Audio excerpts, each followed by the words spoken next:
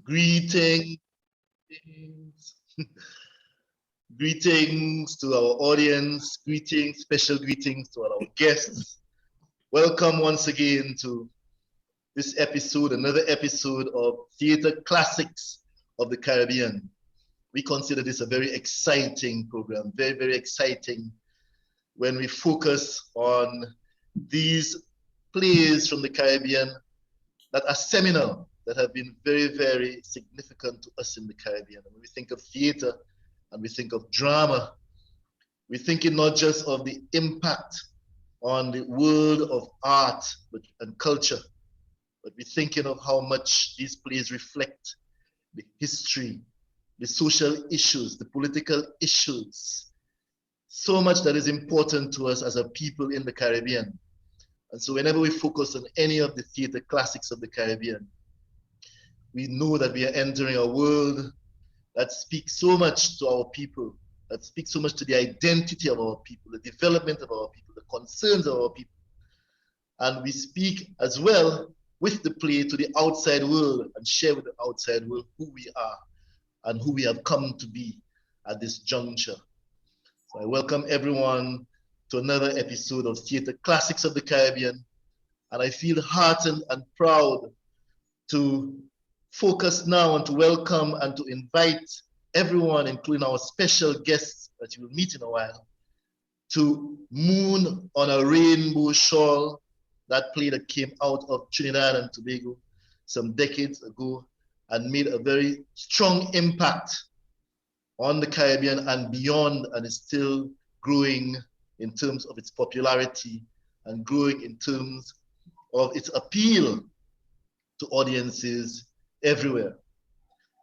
I am Dr. Travis Weeks from the Department of Creative and Festival Arts of the University of the West Indies, St. Augustine, Trinidad and Tobago. And today, March 20th, 2022, we welcome you to this episode of Theatre Classics of the Caribbean. My fellow lecturer, Ms. Carol Hossain, will help me host this program and help me facilitate discussion among our esteemed panelists. Ms. Carol Hossain. Definition of esteem. Whoa. Sorry about that. I touched my phone. Good evening, everyone, and welcome to Theatre Classics as Dr. Weeks invited you. Today is our third installation of Theatre Classics for the Caribbean, and you can check out the first two on our DCFA's YouTube channel. That's the Department of Creative and Festival Arts, UWI-FHE, right, for An Echo in the Bone and Dream on Monkey Mountain. So good evening, everyone, and it is a pleasure. We're looking forward. Today is going to be so wonderful.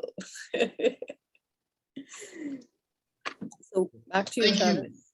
Thank you, Carol. And of course, now we are very, very, very pleased and very honored to present to you the person who heads our department, the Department of Creative and Festival Arts, and who has blessed this program and who gives us maximum support for initiatives such as this. So we invite Mr. Louis McWilliams to deliver some opening remarks. Yeah, pleasant good evening to all. Pleasant Sunday evening, and what a way to spend a Sunday evening. Actually, this is our third installment, but honestly, I was actually looking forward to this one the most. Since we started this series, and I knew that Moon on a Rainbow Shawl was going to be on, I was actually looking forward to this one. So I was up to date doing some other stuff and came, it's not 6 o'clock yet.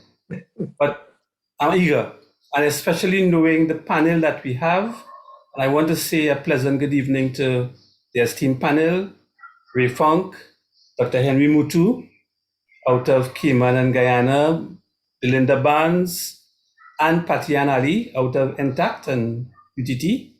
And I want to thank them for agreeing to be a part of this esteemed panel, and to welcome all our viewers to DCFA's third installment of Theatre Classics of the Caribbean. I don't want to be long because I know there's a lot to be said, a lot to be discussed, a lot to be shared, I want to welcome each and every one of you to this evening's presentation. Hope that you enjoy. Feel free to join the conversations, ask questions. To all the students who are involved, who are studying Moon and Rainbow Shawl, it's an ideal opportunity to get some insight into the work by some of these people who have been intimately involved in the production of this work and the research done along those lines. So I now open the floor to the moderators to take us through the evening proceedings. So again, on behalf of the CFA, thank you and welcome. Thank you very much, Mr. McWilliams. Yes, so now we're going straight into our guests, introducing our guests. And Carol, would you like to bring on, introduce to our audience, our first panelist, please? Definitely. Thank you so much, Travis. So first, I would like to introduce Mr. Ray Funk. And Ray Funk is a name that more or less every cultural studies researcher who's done music, Trinidad and Tobago music, would be familiar with. So Mr. Funk is joining us this evening from Fairbanks in Alaska. He is an independent cultural researcher, and he's also a retired lawyer and criminal court judge. He is also a former Fulbright scholar, and he's written many articles published in our newspapers, especially the Express, the Trinidad Express. Mr. Funk has, or should I say Ray? Ray, yeah, I am sure you would prefer that, Ray. Ray, stick to Ray, please. Yes, I'm sure you'd prefer that. So Ray has contributed to documenting our music, Calypso in particular, and interestingly, his first introduction to Calypso was a recording of the Mighty Sparrow, and this was way back in 1970, circa 70, 71, thereabouts, while he was at college with his roommate, who was not Trinidadian, by the way. So currently, he still has, he hosts a program, a music program on radio KUAC FM, and he's been doing that for 42 years. So this is a, wide variety of really soul music. So his contribution this evening would be really to look at Moon on a Rainbow Shawl from a historical viewpoint, looking at Errol John as a playwright, as an actor, and talking to us about why Moon is such a phenomenal work that has continued over the decades to be produced, and not just produced in the Caribbean or in London, but on Broadway, a phenomenal work. So I am very pleased to introduce our panelists, Mr. Ray Funk. Over to you, Travis. Thank you, Carol. Good, yeah, great. So we going on now to Miss Belinda Barnes, right? Very, very special lady. I had the honor of meeting. I wanted to meet her from the time I started visiting Napa and looking at the plays produced by Napa and directed by her. So I was pleased to sit down and have a chat with her very recently.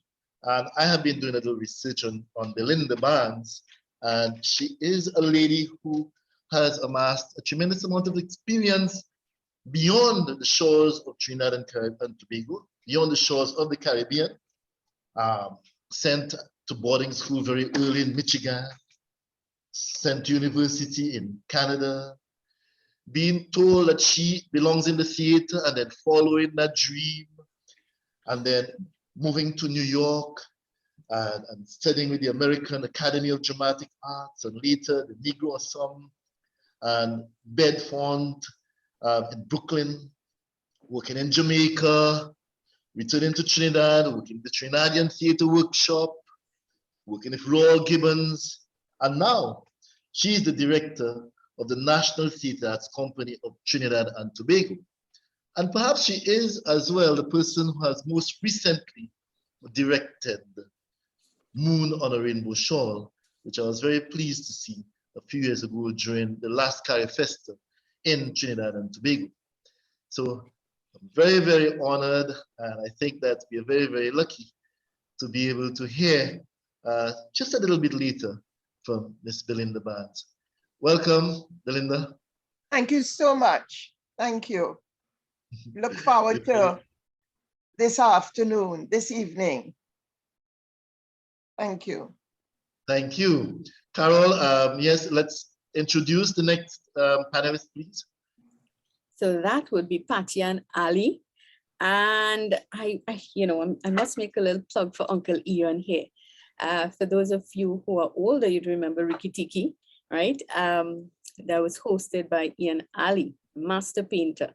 And his daughter is Patty, and I, when we were talking yesterday, I'm saying your father would be so proud of you. She's accomplished so much. And she, in spite of all her accomplishments, she's remained a humble, warm, passionate, genuine human being, wonderful woman.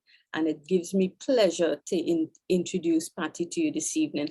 So Patty is currently with the National Theatre Arts Company of Trinidad and Tobago as a resident player. And there she is involved in directing, acting, producing, writing. She's also a playwright. She's written a play called, where is it? I'm so sorry. Single, An Act of Love. Single, An Act of Love, for which she won several Kasika Awards during 2004 and 2006. Patty is also a poet, and she's a graduate, and we're proud to say that she's a graduate of the UWI, Department of Festival and Creative Arts, and she's also a graduate of the New York Conservatory for Dramatic Arts, and this was in 2007. So Patty is going to share with us this evening from the point of view of actor, performer, and the National Theatre Arts Company produced for Carifest in 2019 in Port of Spain, Moon on a Rainbow Shawl. So that's a recent production. So I know both her and Belinda will have a lot to say about Moon as a performance, a live performance. So thank you so much, Patty, for taking the time, making the time to come and share with our audience the wealth of your information and knowledge on Moon. Welcome. Thank you so very much. It's an honor and a pleasure to be here. Thank you. Welcome. Thanks, Carol. Thanks, Patty. And of course, our final panelist is no other than Dr. Henry Muto. And I was pleased to find an article written by one John Keenan that tells me a little more about Dr. Muto. I mean, I have known that name for ages, as a young man. You always heard about Dr. Henry Muto, right? He is originally from Guyana, of course, but spent a tremendous amount of his time and did quite a bit of work in the Cayman Islands. But he came to prominence in Guyana in the 1970s with the comedic combination known as Olawi, made up of Ken Cosby, Mark Matthews, of course, and himself. Ken Cosby and Mark Matthews, these are the huge names from Guyana, these huge names in Caribbean drama. And of course, that trio rocked the region and went on beyond. Well, Henry went on to study theatre and graduated from Croydon School in London, England. And later he taught at the School of Drama in Jamaica. Yeah, but when he was appointed as the artistic director of the Cayman National Cultural Foundation in the mid-1980s and started working with his wife, Marcia, who is a theatre administrator, that's when he began to initiate programs for the country's $5 million US dollars Harkale Theatre. And that theatre had been in decline. And of course, Muto helped revitalize the theatre with his programs and his outreach programs into the country districts and beyond, and also began generating local plays using his set design and director skills. So he wrote and he continued to work with actors, and his contributions to the Cayman culture was officially recognized when he received an MBE award. His theater classes were very well received, and Dr. Muto has been as well a director and producer and well known for stage design. And it is in this capacity and the fact too that he also directed and staged Moon on a Rainbow Shawl that we have him here with us this evening. And so we are really looking forward to hearing from Henry, and we are very excited and very pleased and honored to have him here with us. Welcome, Henry Mutu. Thank you, Travis. Thank you for having me, and thanks to Louis for at the center for the work they're doing, and for all of the other participants. I'm sure we'll have a wonderful discussion. Thank you very much. All right, great. So at this juncture, I mean, we're talking about Moon on a Rainbow Shawl, and of course, we know the play. The play has been studied at CXC for theater arts and literature. It's a play that we know and we love. However, I think it's fitting that we just throw out, if you like, a synopsis briefly of the play, just a skeleton of the plot, for the sake of our viewers, just to refresh their memories of the story before we launch into the discussion and the presentations. So I'm going to invite Carol Hossain again to just share with us the story of Moon on a Rainbow Shawl. Thank you, Travis. So I want to say that Moon, I've been using Moon for over a decade to teach theater, technical theater, performance, production. It's a phenomenal piece of work. The story goes, and I just wanted to, I don't know if you all are aware of Debbie Jacobs' Moon on Rainbow Shawl. It's a study guide, and this is for the purpose of students who have joined us, right? And this is what the text look like. This is an old text, of course. So Moon on a Rainbow Shawl is set in Port of Spain in the East Dry River. It's a tenement yard setting, a yard play. And it's about several persons who are trapped, more or less, by poverty in living in this yard. So you can say the main player, the main actor, sorry, may be Ephraim. So there's Ephraim, who is a single young man living on his own. Next door to him is a young lady called Mavis. And Mavis has, she's a smart girl. She's used the opportunity of the World War II sailors and soldiers who are in Trinidad. So she's trading entertainment for US dollars, or for money at any rate. She has a boyfriend, Prince, who she hopes to get married to, and they eventually get engaged. But she is about getting out of the yard by this means, making money. Ephraim has plans on migrating to Liverpool to start a new life. However, he's engaged, and when I say engaged, not for marriage, but he is spending time with a young lady who lives opposite him, Rosa. Now, she comes from a background of no parents. She's an orphan. And of course, when you reach the age of 18, you move out of the orphanage. So she's now living here and working for the landlord, Old Mac. But she's a smart girl too, also wants to get out. She's found love with Ephraim, or at least company and warmth. She eventually gets pregnant, all right? But she's loving this young man, but taking gifts from Old Mac. So we're not sure, is she naive or is she really trying to have the best of both worlds? Sophia, who lives next to Rosa, is a mother of two, a baby, and a young lady who has now the opportunity, and in that time for a Black young lady, an African girl, to have the opportunity for scholarship is not, if we know our history, it's not very popular. It's not something that is common. That is a once in a lifetime opportunity. And it seems that Esther, this young lady, will not be able to go because parents have no money to buy the things that she needs for school.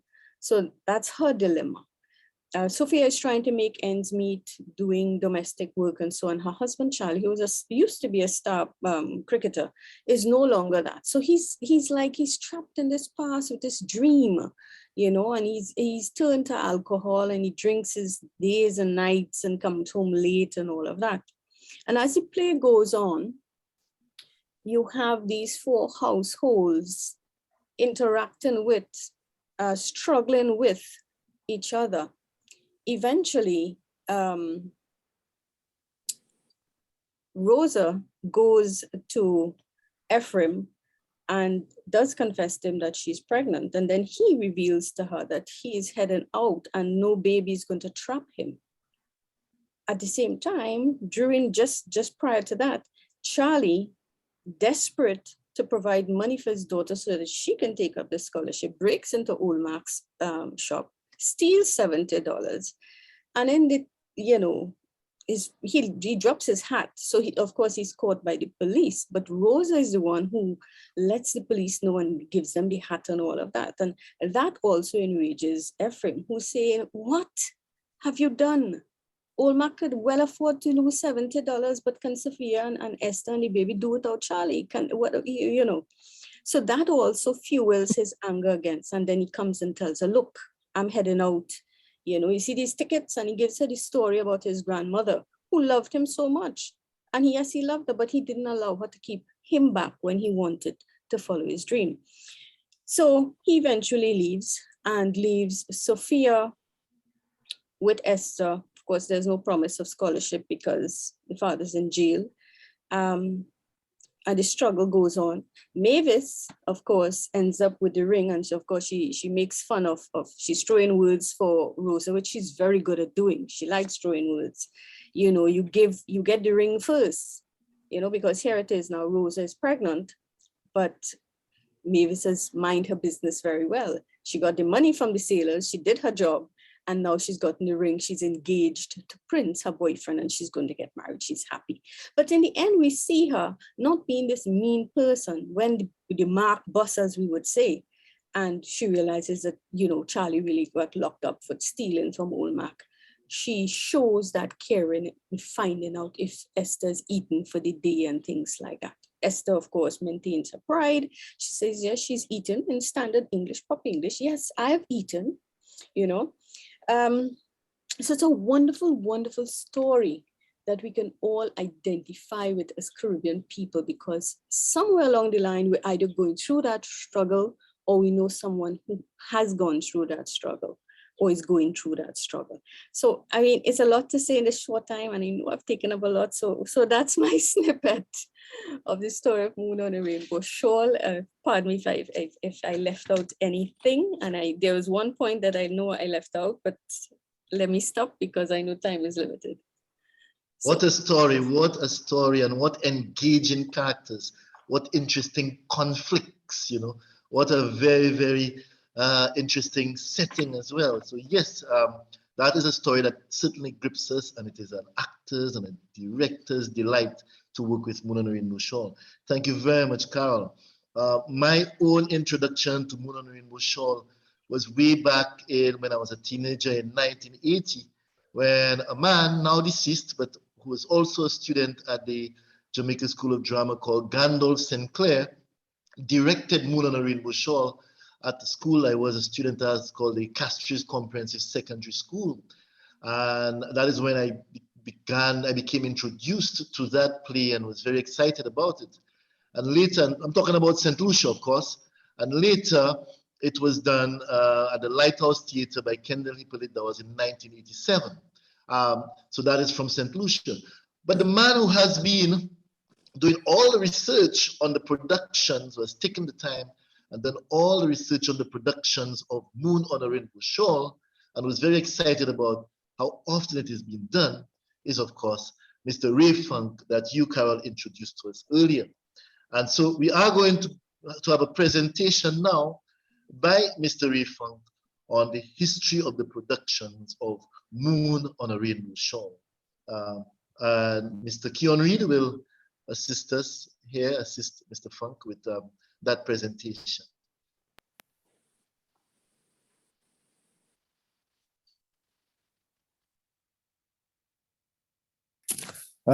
We start that 65 years ago, one play by a Caribbean writer won a prize.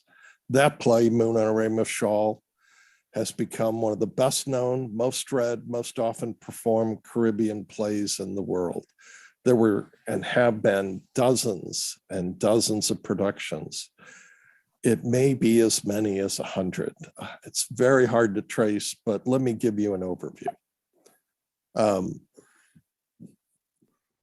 And the play started when it won the Observer Prize in 1957, Observer being one of the major newspapers at the time in England. They offered a prize of £500. Over 2,000 plays were submitted, and Moon won. The selectors were prominent theater people. The introduction to this volume by Kenneth Tynan notes, there never was much doubt that the first prize would go to Moon on a Rainbow Shawl. Its lyricism, compassion made it an obvious choice. The title alone presaged writing of unusual quality, arousing hopes which the play more than fulfilled. Both the edition of all the plays and a separate solo edition with a cover from the first Royal Court production was issued. There have been many different editions since then. Back in the 80s, Errol John himself made this kind of summary of various early editions, noting a great number of printings and thousands of the book being sold. There have been two books about Moon on a Rainbow Shawl. The first is by Trinidad writer Debbie Jacob, because the book was one of the subjects of CXC. She wrote a study companion in 2006. More recently, in 2017, Lynette Goddard, who is a professor of Black theater and performance at the University of London, wrote a short booklet on it. I want to focus, though, on the various productions.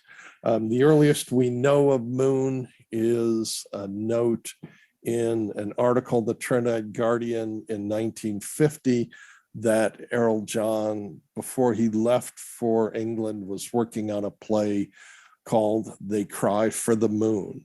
Then he moved to England, got established, and in 1955, as part of a broadcast of Caribbean Voices, a short version of the play called Moon Too Far to Reach is recorded and broadcast. And here's the first page of a script that survives. It's at the Schomburg in New York.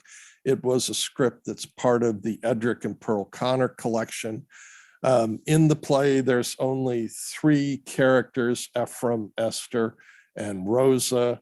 And it's obvious that Rosa was Pearl's part. She underlined in her copy of the script. This brief play is fascinating.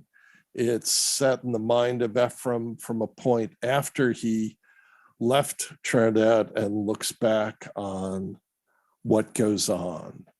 With flashbacks. The next production is a radio production. Once John won the play, efforts were made. It took a fair amount of time to get a theater performance. So before that, there was a radio script that Errol John created with a great cast. This recording of Small Island Moon does survive from the BBC archives. John himself plays Ephraim, and Fitzroy Coleman, the great guitarist, plays Ketch, a obvious takeoff on Lord Kitchener. Sheila Clark is Bosco Holder's widow. Barbara Soon, of course, worked with Errol John in the company of 5 before he left Trinidad. The cast also features Robert Adams, who becomes a well-known Black actor in various performances. Writers, Andrew Salke, Sylvia Winter, grow to have a real following. And George Brown, who did many recordings of calypsos, traveled and performed, was in theater and other productions as an actor as well. Finally, in December of 1958, the play is produced by the Royal Court Theatre. It gets very good reviews. In it are 2 Trinidadian actors, Jacqueline Chan and Barbara Soon. Errol John does not take Ephraim. The part is given to Earl Hyman. He and Vinette Carroll and John Bowie all were African-American actors that came over. Actually, this became a point of contention at the time. Pearl Connor and Edric Connor had formed an agency to try to get work for Black actors based in England, and they were not pleased that 3 of the major parts in this production were done by African-American actors. Here's a shot that shows the director on the right, Errol John himself standing as they look over the 2 from the production, Earl Hyman and Soraya Roig. And Earl Hyman becomes well known to many people in the United States years later when he plays Russell Huxtable for the Crosby Show. And Vinette Carroll is the actor who later has a long history with Moon in the United States. Jackie Chan continues to have a long history in film and is still active as of the last few years. The play then, after its run at the Royal Court, starts traveling the world. The earliest production I know of is one in 1959 in Suriname. Derek Walcott, with a fledgling Trinidad Theater Workshop in 59, has a show that offers 1 scene from it. And as part of a group of 6 scenes from different plays.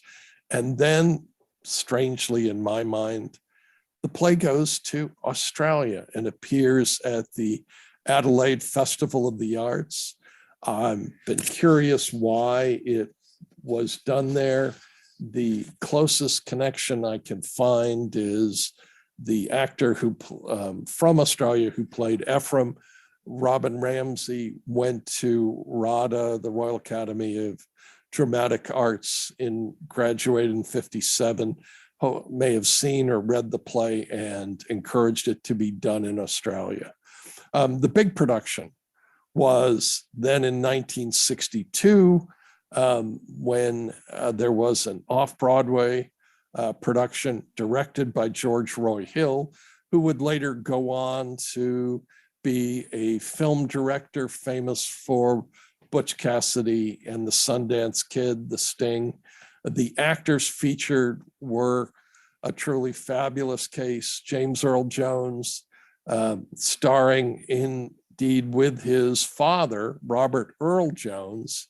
And they also featured Vinette Carroll, who, as I said, had come in the original production, and a young Cicely Tyson. We learn more about this from James Earl Jones' autobiography, when he notes, "I thought this a wonderful play, and so did almost everyone else." And he notes that my Robert Earl, a cricket player, my boyhood hero, I played a bus driver trapped in my life. He and his father had one scene together, and He says his father got great reviews and deserved them. Walter Kerr praised Errol's writings and the cast performances. And another critic, Howard Taubman, correctly noted that Errol had charged his play with truth and pathos. Indeed, as a result of doing the play, he and Errol John became friends, and I'll talk about that later. Here's a shot from about that period with James Earl Jones and his father. And here's a couple production slides. Here on this one, it's Vinette Carroll on the left and Cicely Tyson in the center. The next production that I can tell you about is down in Guyana, where the wonderful Ken Corsby directed a production. We have scenes of the set that give a real idea of the effort to give it a feel. After that, when do we know there's a full production in Trinidad? Not till 1967, when Trinidad Theater Workshop did one directed by Derek Walcott, but with the great Albert Laveau starring as Ephraim. In 1975, there was another Guyanese production. Then 1985, TTW did one directed by Slade Hodkinson. By 1992, as part of a continual set of performances around the Caribbean, one was done in Montserrat. I didn't know anything about this till I recently reached the director, Yvonne Weeks, who has sent me these couple shots from the production. She wrote to me, I was looking for a play to direct as I wanted to start a theater company. Moon on a Rainbow Shawl was the first play I read. Struck me that a play which was written in 1958, the same year I was born, still had relevance in 1992. As a child of the Windrush generation, I was fascinated by Ephraim's desire to leave Trinidad. The play was well received. Each night had full capacity, and it ran for 3 weekends. Meanwhile, there were productions in the United States, various theater groups and regional theater companies around the US. Here's one that uniquely was set in the locale of New Orleans. This is from the New Orleans paper, the Time-Picayune, that made mention of a performance at Dillard University with a new theater company called Dashiki. And then we have this slide, which is from a production at Washington University, a program from a production at University of California, San Diego. It becomes almost impossible to trace all of the productions. When I interviewed Errol John's widow, she told me she remembered going to Czechoslovakia, to Prague to see it.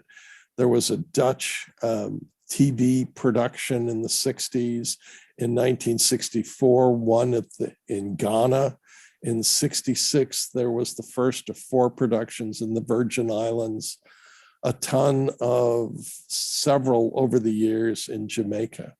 But one that fascinates me was by this gentleman.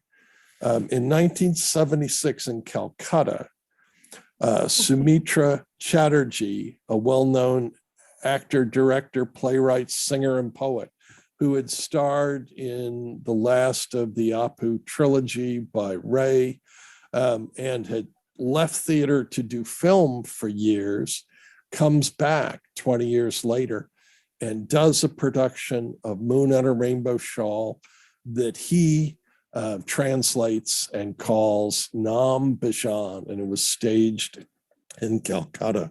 I wish I had more details. He recently passed away. Meanwhile, by the fall of 1975, For the Trinidad magazine People, John was proclaiming that he was going to have the play made into a movie called Creole Bacchanal, set during Carnival, and that the music that would be heard throughout was Pan. That never happened. He finally got a chance to direct it. This is the one ad I've found, and I don't have more shots or more details on the Royal Stratford East production in 1986. After that, he allowed the Alameda Theater to do a production 2 years later, and they hire Maya Angelou to do it. It got good reviews. She had written on it that the whole issues are what caused the huge migration of Black and white Britishers to England, and that she looked at the poverty that was involved, and her production is well remembered. Errol John had hoped to again do the directing and was supposedly not happy that she got to do it. He died within months later. In 2003, the Eclipse Theater in England had a new production which was very well received, and in 2004, the Caribbean Repertory Theater did a memorial to Errol Hill, who had recently passed, and had a showing with Afiba Wilkinson directing. Henry Mutu and Danny Lindersley designed the production. 2 years later, Henry, who is with us, directed and designed a production at the University of South Florida. Moon returned in 2007 to an off-Broadway production. New York praised this, the New York Times praised the production, and luckily my son and I were traveling and we got to see the show, and it was quite wonderful. While there has not been a production in the United States of since then that I can note, but then there is one, and here's a couple shots of the show that I saw in New York City. Finally, a new production comes, directed by Michael Buffon, and it was in 2012 at the National Theatre on the South Bank in London. And it got incredible reviews. And this is the director, Michael Buffon, who is head of the Talawa Theatre in London to these days. And he said it had always been one of his favorite plays. There's a line in the first scene where Ephraim says to the little baby boy, "Dream your dreams, little man, dream your dreams." The first time I heard those words being said on stage, I just thought, wow. It just strikes you with the possibility of what one's life can be. So when the idea came around that I could direct it, I realized at last I was going to direct the play with those words. Dream your dreams, little man, dream your dreams. It ran for about 3 months and was just universally well regarded from the reviews I've seen. Perhaps even more important, a couple of years later, it was revived with many of the same performers and taken on a tour that went all over England and had one of the most extensive tours I know of. The one person in this production that came from Trinidad is Martina Laird. I've recently, over the last several years, seen her once in a Mustafa Matura play in England, and once in a Shakespeare production, all women's production of Julius Caesar. She was amazing both times. She continues to be active in many forms, and I think she's someone who's just not as well known as she should be. She is, it seems to me, a remarkable person. I'd really like to hear more from her about her impressions of Moon. One of the things that I didn't realize until this week as I was working to put this talk together is that online, although kind of hidden, there is a background packet that the National Theater Learning Group put together, and this is to me, an amazing booklet.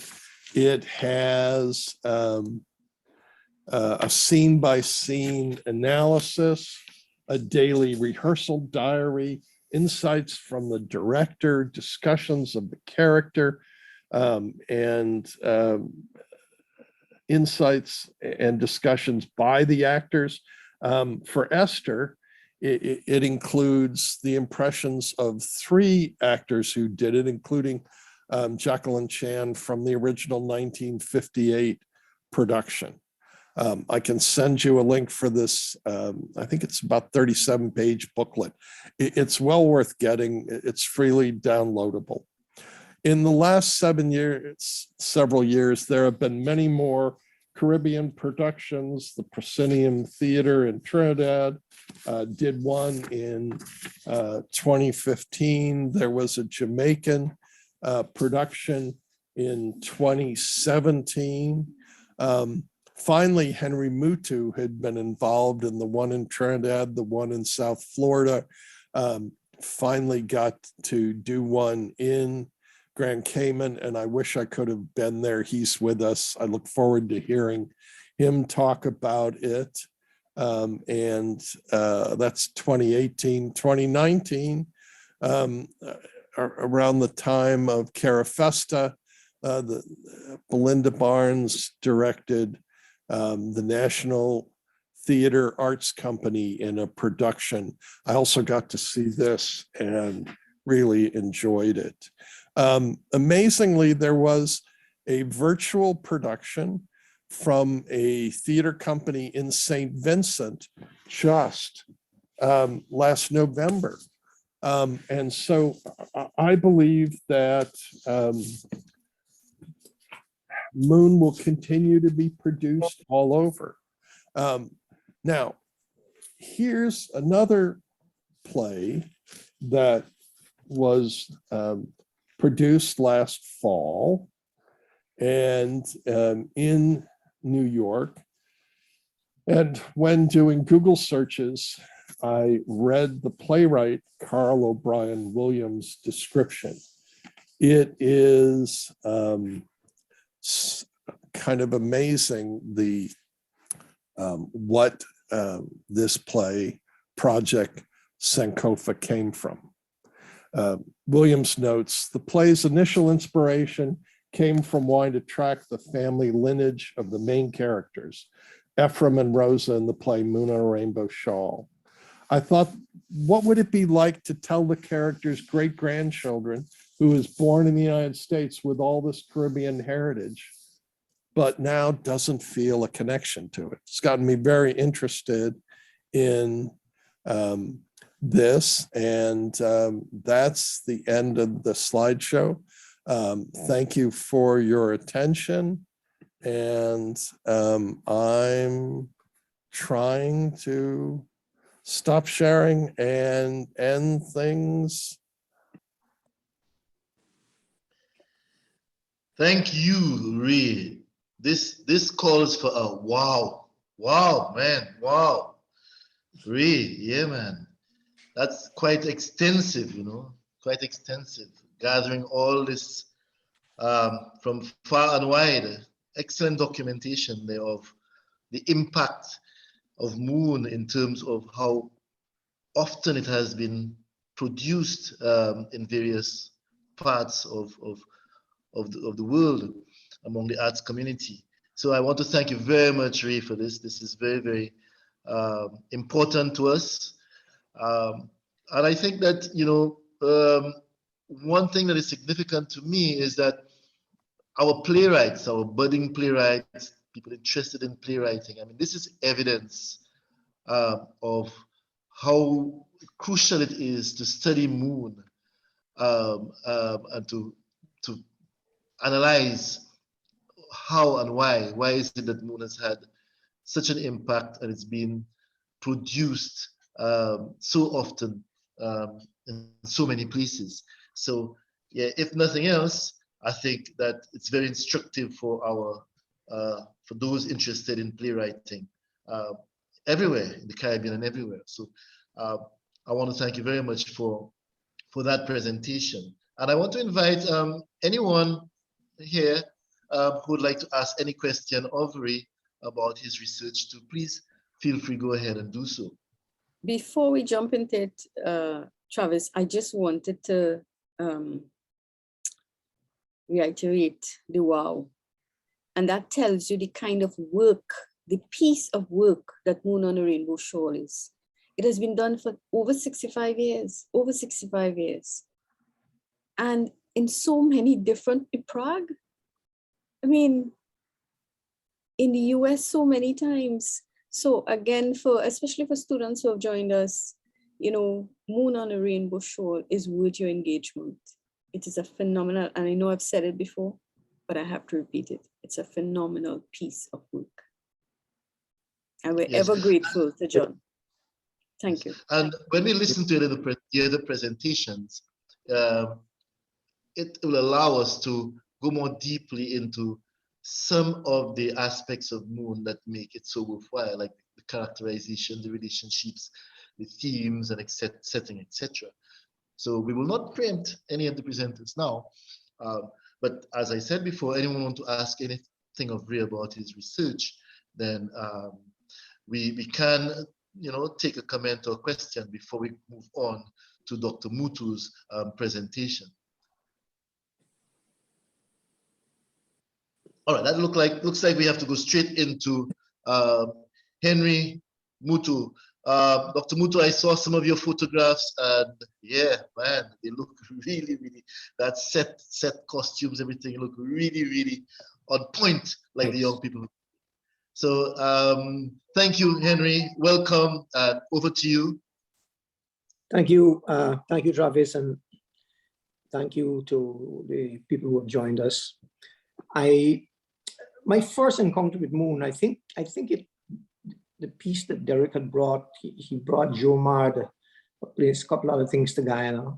But my real first encounter was when Ken Corsby did it. I was very, very young then, very young. And I saw it at the Theatre Guild of Guyana. And I remember Ken actually brought in, I think Ken, if he's looking at this, he would correct us, but I believe that Ken brought in an architect from Trinidad to help build the set, put the setup together and so on. And I know that he would have had a lot to do with painting it. I didn't know Ken that well at the time. I knew him as a figurehead at the Theatre Guild of Guyana. And so that was my first encounter. And of course, I also saw the other production that was done in Guyana, or the other one that I know of, in which Mark Matthews, the great Guyanese actor, played Ephraim. So those two productions. When I first read the play, being a young person in the theater, I did not understand the significance of the play to the lives of the people of the Caribbean. And I did not know as much as I think that I do now about why the play is so important to the region and why it is so accepted all over the world. Because even though the play is written specific to the region, and even more specific to experiences in Trinidad, in the tenement yards of Trinidad. The play carries a universal human theme. The story is human. It may have happened in the region, but anybody, anywhere in the world, where people are struggling for dignity, to get out of poverty, who are kept in their place, anywhere in the world, and this is all over, people immediately will recognize the sound that the play makes. And so when I came to design and direct a production at the University of South Florida, it was a huge task in the sense that it was, it was a little bit overwhelming for me. But the play was so much a part of me. Those who don't know, I was born and I grew up in a tenement yard. I lived in a place called Almoistown in Guyana, which essentially was a series of tenement yards strung together, one divided by either zinc or what we call pale-in fences. And those yards were my world. And so when I read the description in particular, at the very beginning, the playwright, John, was very, very particular about that set that he describes, because the set has quite a lot. It's not just, 2 doors and a series of steps and a little area open where you can see the actors. It's an environment for the playing, and it represents an interior space, and that interior space was informed by an exterior space beyond which we couldn't see, but which the playwright, clever man that he was. And remember that this is not just anybody writing a play. This is a man who was a theater artist and had done pretty well in Trinidad before he left. I think he was with the Whitehall Players also, Ray. You might be able to, some people who know would remind me, but he was an actor. So he knew the stage from a performer's point of view. I don't know about his directing. I've never read anything about it, but I know he had directed before. The point is, he knew theater. He understood the environment from which he came. And so when he came to tell his story, he is able to tell the story of a world inside of another world. And to me, those are the things that resonate. As a designer, when I read a play and I try to figure out with the director's guidance what environment we're going to create for the play, and after reading the playwright's suggestions, and then one has to still go and not put the playwright's suggestion word for word on the stage, but find a sense of line and shape and texture and color that resonates in the characters themselves, the behavior of the character. How does this work with the set and so on? And while it is very difficult to get away from the description because if you look at all of the productions, you will see that the set, although they're different, they look the same way. There's always a range of houses on one side, one on another, and a gate somewhere, not necessarily always in the middle, but quite often right center stage where people came down. One of my choices was to design the set in such a way that you actually came down into the yard. So the yard was this tenement was in the belly, and Trinidad being a hilly place, certainly much more than Guyana in the city, with when you in the South Florida production in particular, there were several steps coming down into the yard, about 8 or 10. It was about 5 feet above the ground.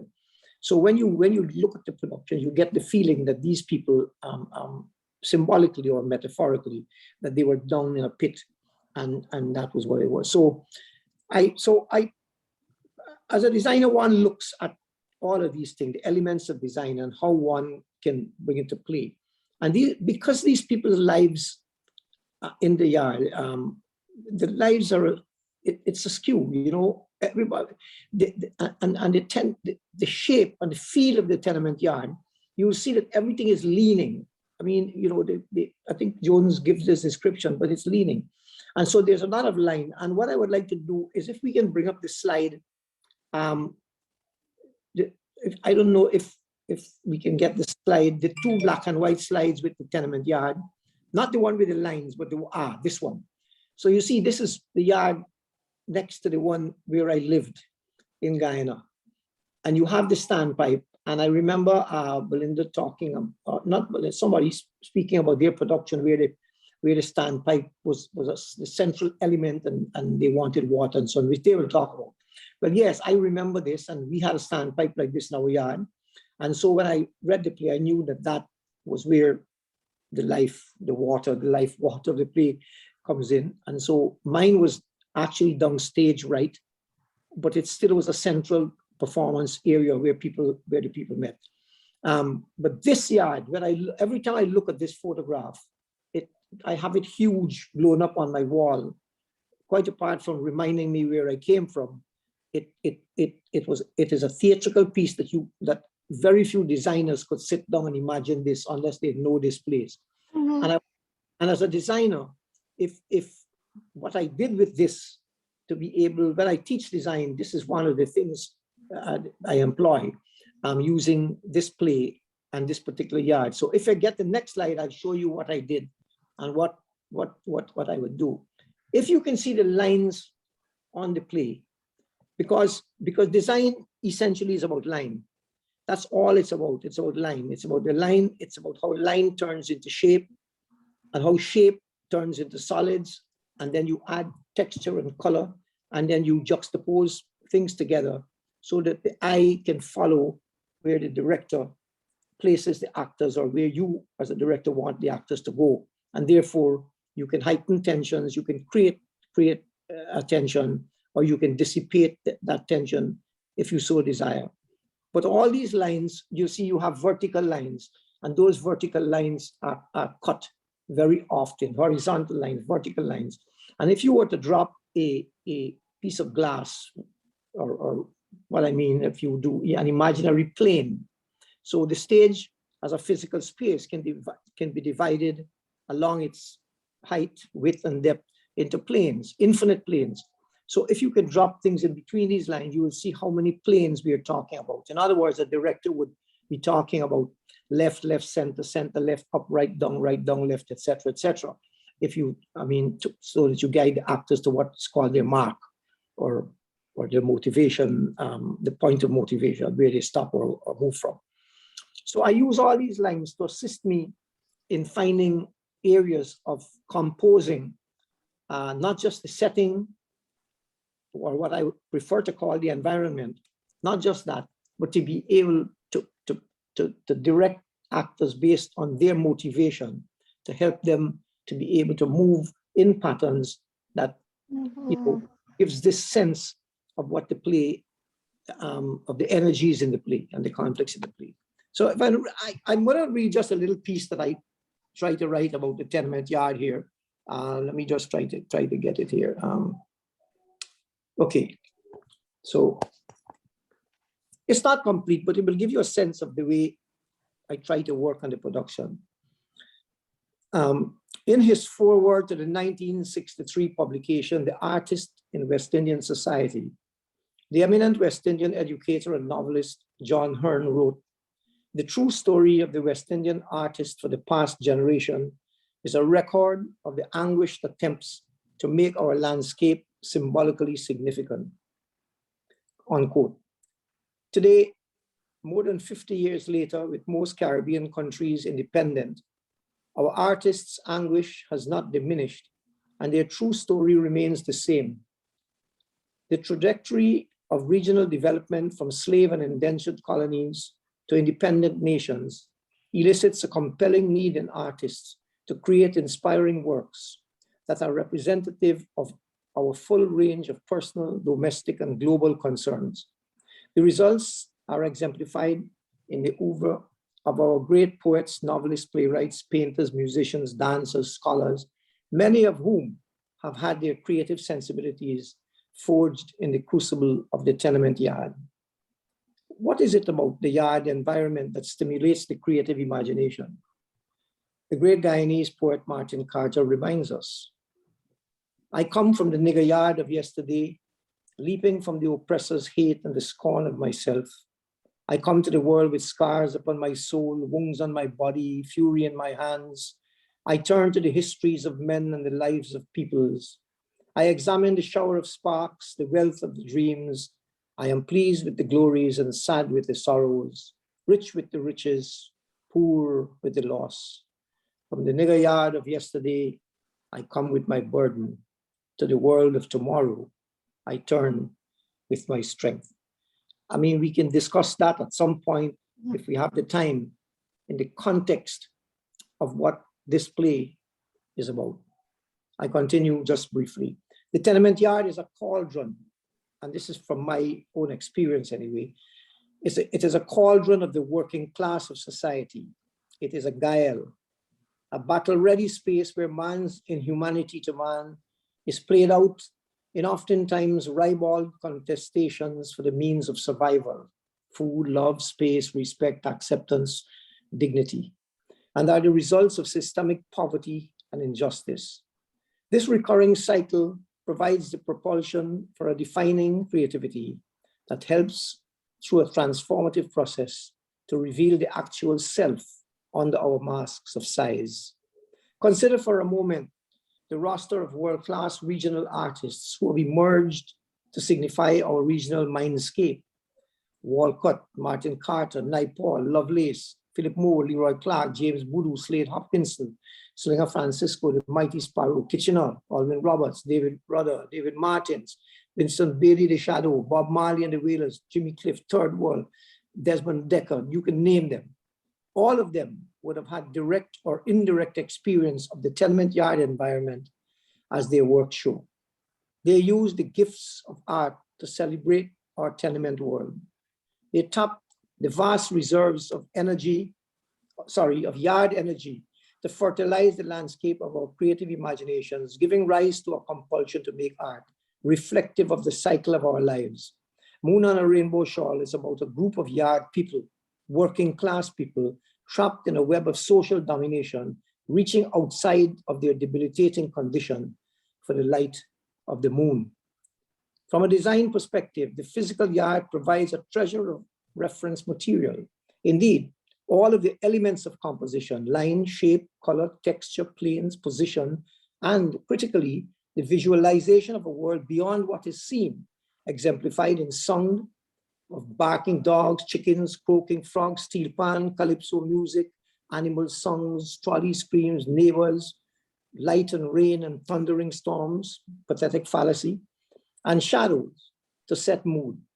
This idea of yard space and environment space is cleverly used by John to heighten tension. Dr. Patrick Finelli, director of theater at the University of South Florida, writes in his paper, Theatrical Space and Sense of Place in Errol John's Moon on a Rainbow Shawl. Quote, Errol John's play makes effective use of the tension between inside and outside dramatic space, revealing complex interrelationships between private living quarters and the world outside. He goes on to add, the playwright creates turbulence through the representations of dramatic space, the position of living spaces in relation to sexuality, and the theatricalization of the relation between men and women, foregrounding issues of gender and power.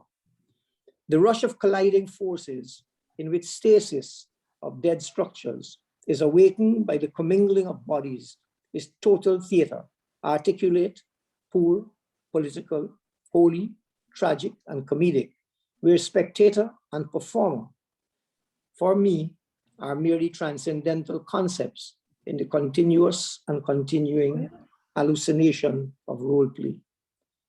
It is the reality of the yard experience as enclave of human squalor, rife with confusion and conflict, that dictated my conceptual approach to this work. Okay? And I'll stop there. So if you look again back at the photograph, you see, when you look at yards, those of us who either have, whether we're grown up in it or not, when you're living in it, you're not able to stand away from it and see these things. But having moved out of the yard, one begins to understand, particularly if you're going to approach Moon on a Rainbow Shawl, to tell the story, I think in the way that Errol would have wanted it told, that the study of the yard, not just as physical environment, but as Gibbons called it, ideological space, it's important. And that's how I approach the play, both as a designer and a director. Thank you. So there's some pictures here. Yeah. Yes. Yeah. Keon, can you run a couple of the pictures from? Yeah. Thanks. Yes, from Henry's production. Yes, you see, there's always something leading you back to the actors. You know, there are lines. If you look at those lines from the whether they lead you directly back to people, and then the outside world that comes in. Excuse me, sorry. The outside world that comes in, not just in the fisherwoman and the Iceman and so on, but like I said before, with the sound, because sound is I mean, it's you almost can't think of the play without its soundscape. And of course, Mavis. And perhaps when we come later on, maybe to discuss characterization, you know, maybe we can bat around about how we felt about characterization and some of what the play talks about. This is a study of Kitsch and Sophia and the young lady Rosa. Mm-hmm. This is Charlie and F. And these are all actors who had no training, except for Marcia there in the middle. None of the people in the play had any acting training. And it took about 2 months, constant work, you know, to get them into the play. And we did a lot of work on reading and discussion before we even went on stage.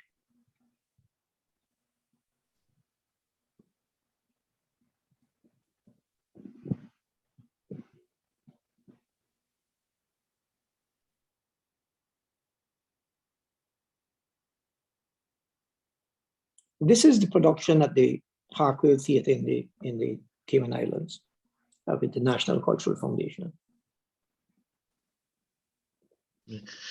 Very remarkable, Henry. Thanks a million. Very, very remarkable. Thank you. What I find very, very, you know, interesting is the way you brought your experience of the yard to your design. Yeah. First of all, and also to your own directing and placement and blocking and relationships among actors and so on. That is really interesting. I think, you know, particularly for our students, that, you know, we don't divorce our experiences of life from our own lives as artists, from our expressions, that is, from our work, but we bring this positively to contribute to our own work. So, I like that perspective. Yeah, and if you and again, if you know a little bit about, well, we've learned some more tonight, but I mean, the play has elements of autobiography. The author, Ephraim that's why he directed the play and also acted as Ephraim. I don't think that's an accident. I think you could see that this is a man who is passionate about leaving, about finding the moon, about finding the world, getting out there. There's a big world outside. Let's go and get it. And nothing was going to stand in his way. And I'm not saying that it is just autobiography. I'm saying that is one of the things that triggered him. And in the same sense that I try to use my own understanding and experience in the tenement yards to be able to refeel, if you want to call it, how it is to do the show. Thank you. Thanks. We can talk a little bit more later on the other stuff. Yeah, wonderful. In fact, we did an interview with Albert Laveau, and he was making the same point that you did, that that was his experience. He was experiencing Ephraim at the time that he did that. And we are going to cue in and show some of the interview, some bits of the interview that we did with Albert, and you will see how much it really, connects with what you were saying. But I'm reminded of a little piece here by Walcott from What the Twilight Says. And Walcott writes, "When dusk heightens like amber on a stage set, those ramshackle hoardings of wood and rusting iron which circle our cities, a theatrical sorrow rises with it. For the glare, like the aura from an old-fashioned brass lamp, is like a childhood signal to come home." And we in the Caribbean, we know the yard. We know the yard, the villages from St. Lucia, where I come from.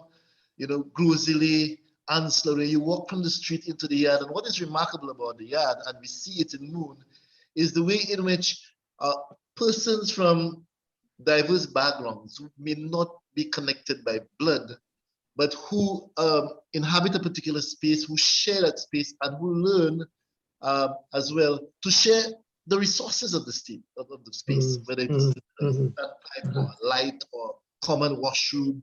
And so a lot of negotiations happen, relationships develop, and here we see humanity come to the fore because we understand and we feel their own struggle that they have to share with one another to survive.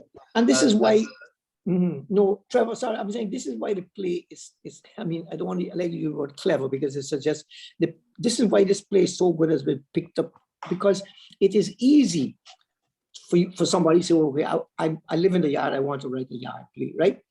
It is infinitely more difficult to be able to hear those voices, but to make it into a piece of theatrical work, not just a biography of the yard. Then, if you look at it that way, so that you don't feel that somebody is just taking you into a yard for the sake of taking you into a yard to tell us what the yard does or just like people. It is so theatrical.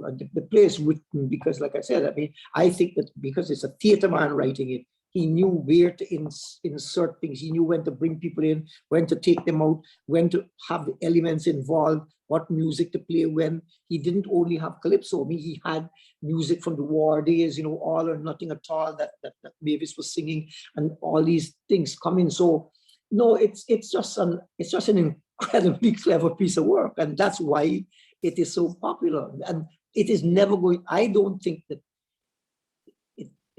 there's no shelf life to this play. I think this play will always be there, whether we all live in mansions and palaces 50 years from now.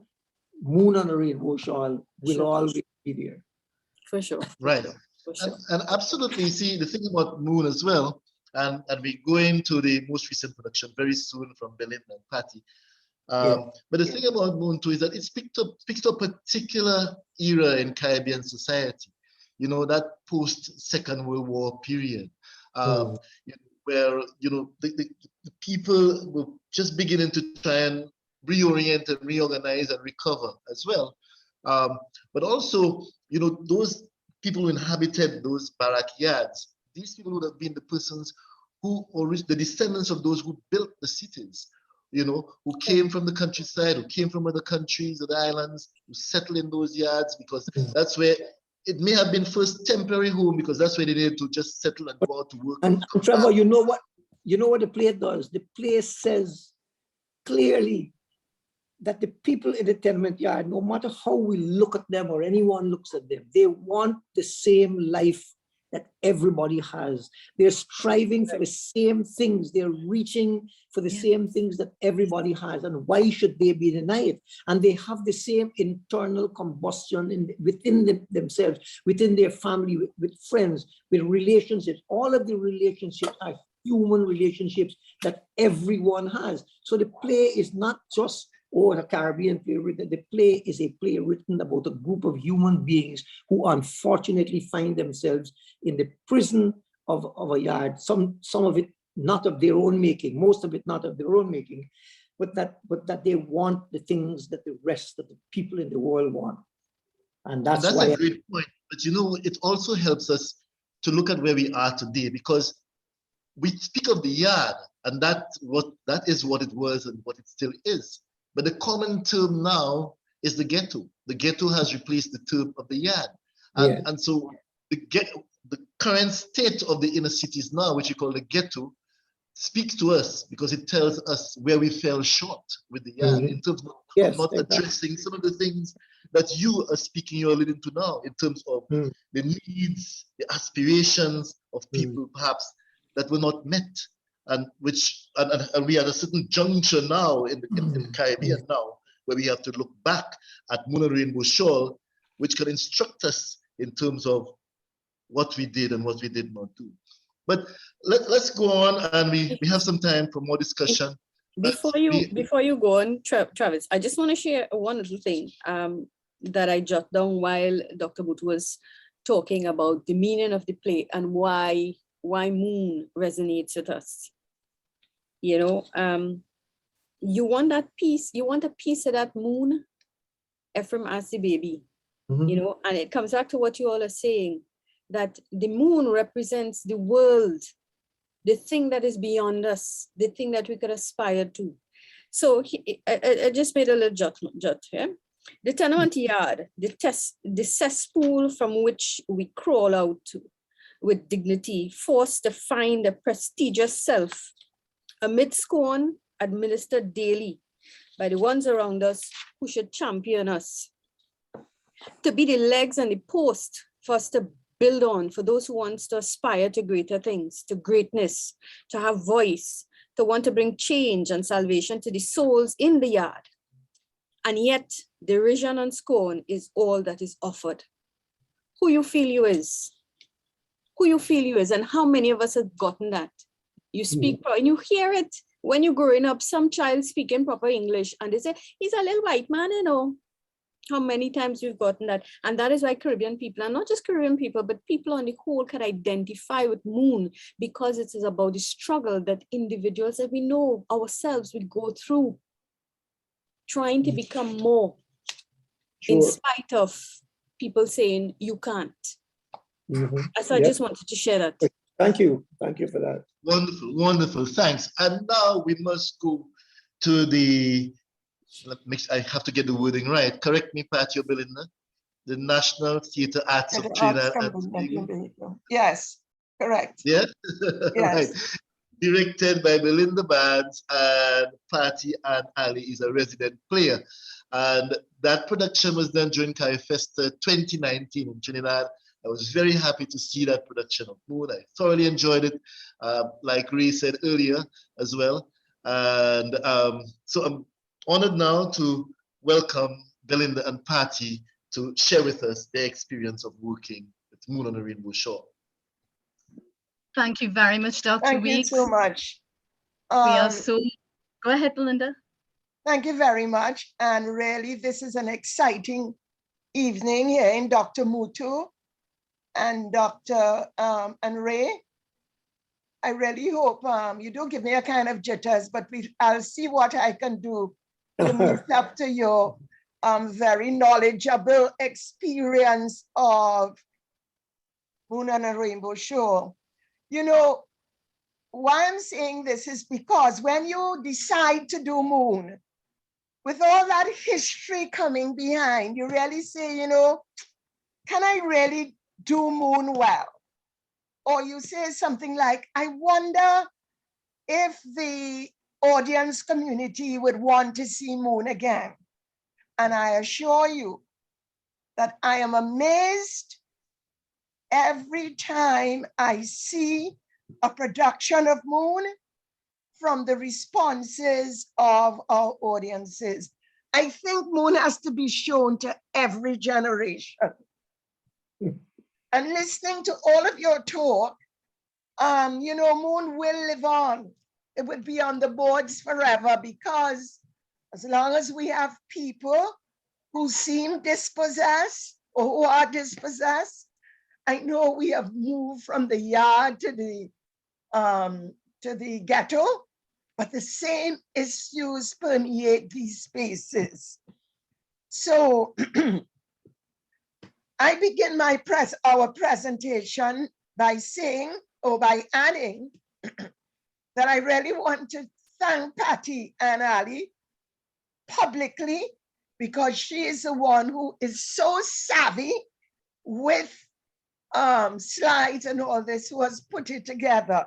So Patty Ann, thank you. So You're if most if I may have the first slide, I haven't spoken for so long, like I'm losing my voice. May I have the first slide?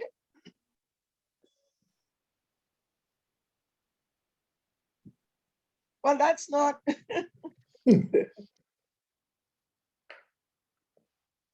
Okay, so I want to give you a little background.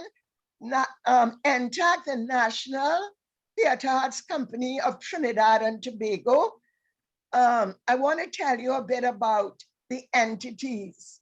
We have 3 entities: National Theatre Arts, National Steel Company, and the National Philharmonic Orchestra, that are all funded by the government.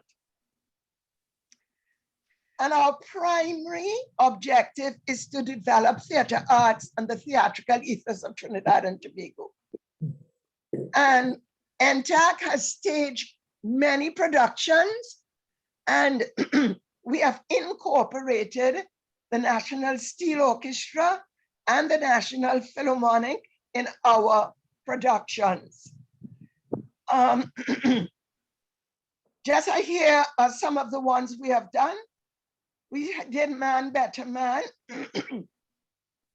by Errol Hill, Playmass by Mustafa Matura, and Eamon Corner, that was done by, oh, I forgot his name. How could I? Anyhow, we have done a lot more. My focus as the artistic director is really to make our audience community understand our history through theatrical productions and through an appreciation for theater. And to do this, we are fortunate that none of our productions are paying productions. The government funds them all. So we are actually building or rebuilding a theater community in Trinidad and Tobago. Thank you. Now, we all know that Moon and a Rainbow Shawl is a theater classic. And I know, I love to hear you all talk about things about Errol and Sheila and the children. I knew him personally. He was a friend of my family. He came and he stayed in the house with us. And I remember asking Sheila, why did he call it Moon and a Rainbow Shawl?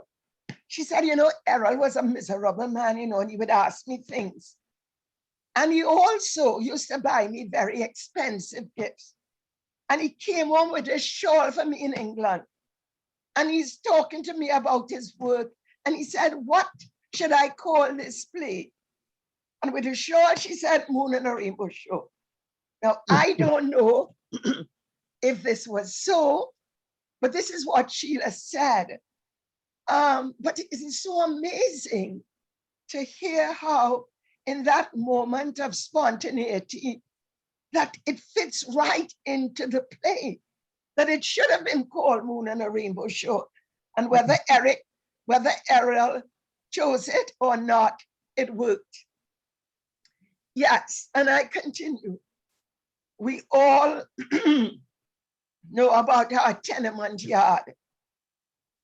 But Errol didn't come from a tenement yard, not at all. He came from a very well-educated background. But the tenement yard really gave us a soul, a spirit of who we are. Also, when he wrote about, at that time, migration was big. Should we go to England or should we not?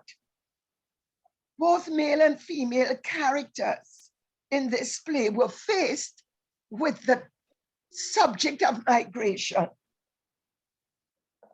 And We have seen and we have heard of those who migrated, what it was like for them.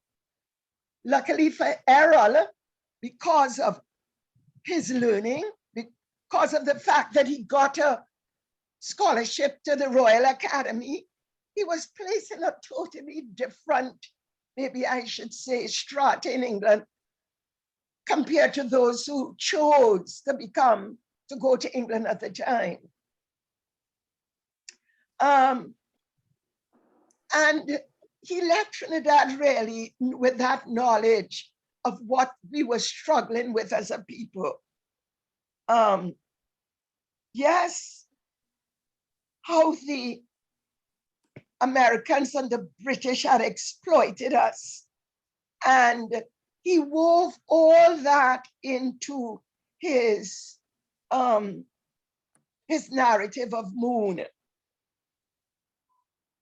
Now, I chose, well, I don't have to choose, but I really wanted to get these themes across to our people. You know, when I listen to people in the audience and you hear them say, some of the young people say, that is how it was in that time, because they have no idea of course, history books don't give us that, or they can't live it through the history books.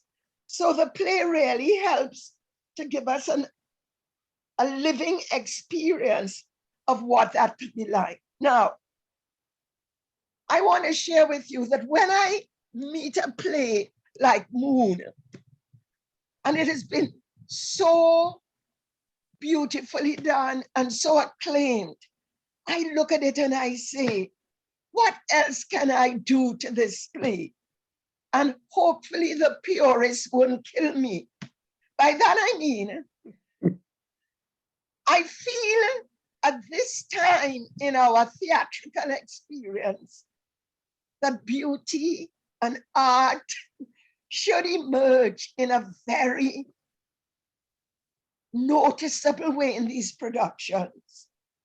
So by that I mean, I really feel that Moon could be a musical. You may say, once I see there's music in it and calypso and the song of the steel band, I feel a responsibility to explore that, elaborate on that, because I feel, as Rafe said, he wanted to turn it into a musical. He wanted to turn it into a film. So this is what I tried to bring to this production. Now, I want to share with you that I have some people I enjoy working with. Chrison Joseph, who was able, he's a fantastic singer, composer, and he created special music for that.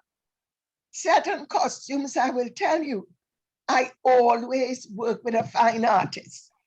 Theater, through time, you've always seen the blend of the stage designer and the fine artist. And this fine artist.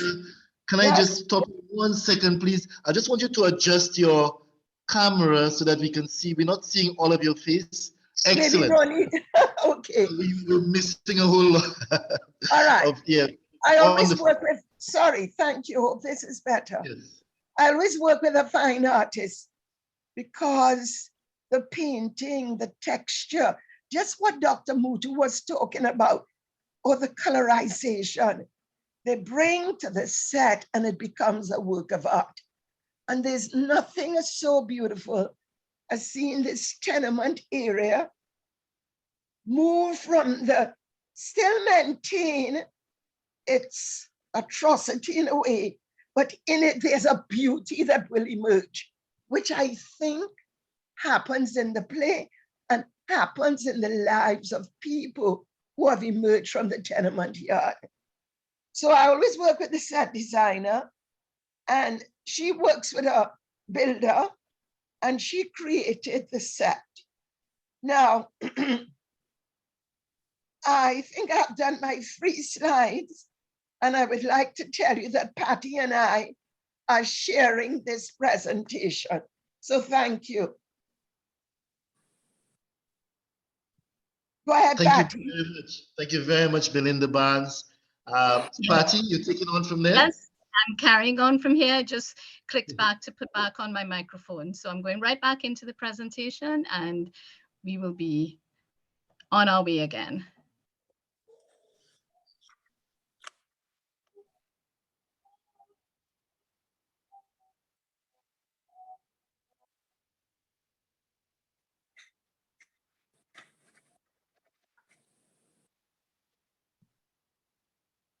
Great, I can see your cast, yeah? Go ahead, Patty. We can't hear you. Patty, are you speaking? We're not hearing you? Oh boy. Yeah, we're hearing you now. Okay, you're hearing me now. Yes. All right, let's try that again then. Right. Share system audio. Are you still hearing me? Yes? Yes. I'm hearing you. Okay. Yes. Right. And as I'm waiting for you, I'm thinking of something Belinda said about Moon as a musical. Very, very interesting. There's a lot of music written in the stage directions in Moon. You know, so it is quite possible to explore. I don't know if it has been done that way, but it's quite possible to explore where one can go with that, you know, using that music and seeing what one can do with it. Very, very, very interesting workshop and experiment, yeah? But when you think of a raisin and the sun became raisin, you know, as long as the purists don't get upset. Pat, you ready? Well, I mean, in the Caribbean, the theater of the Caribbean generally moves in that direction, you know? Yes.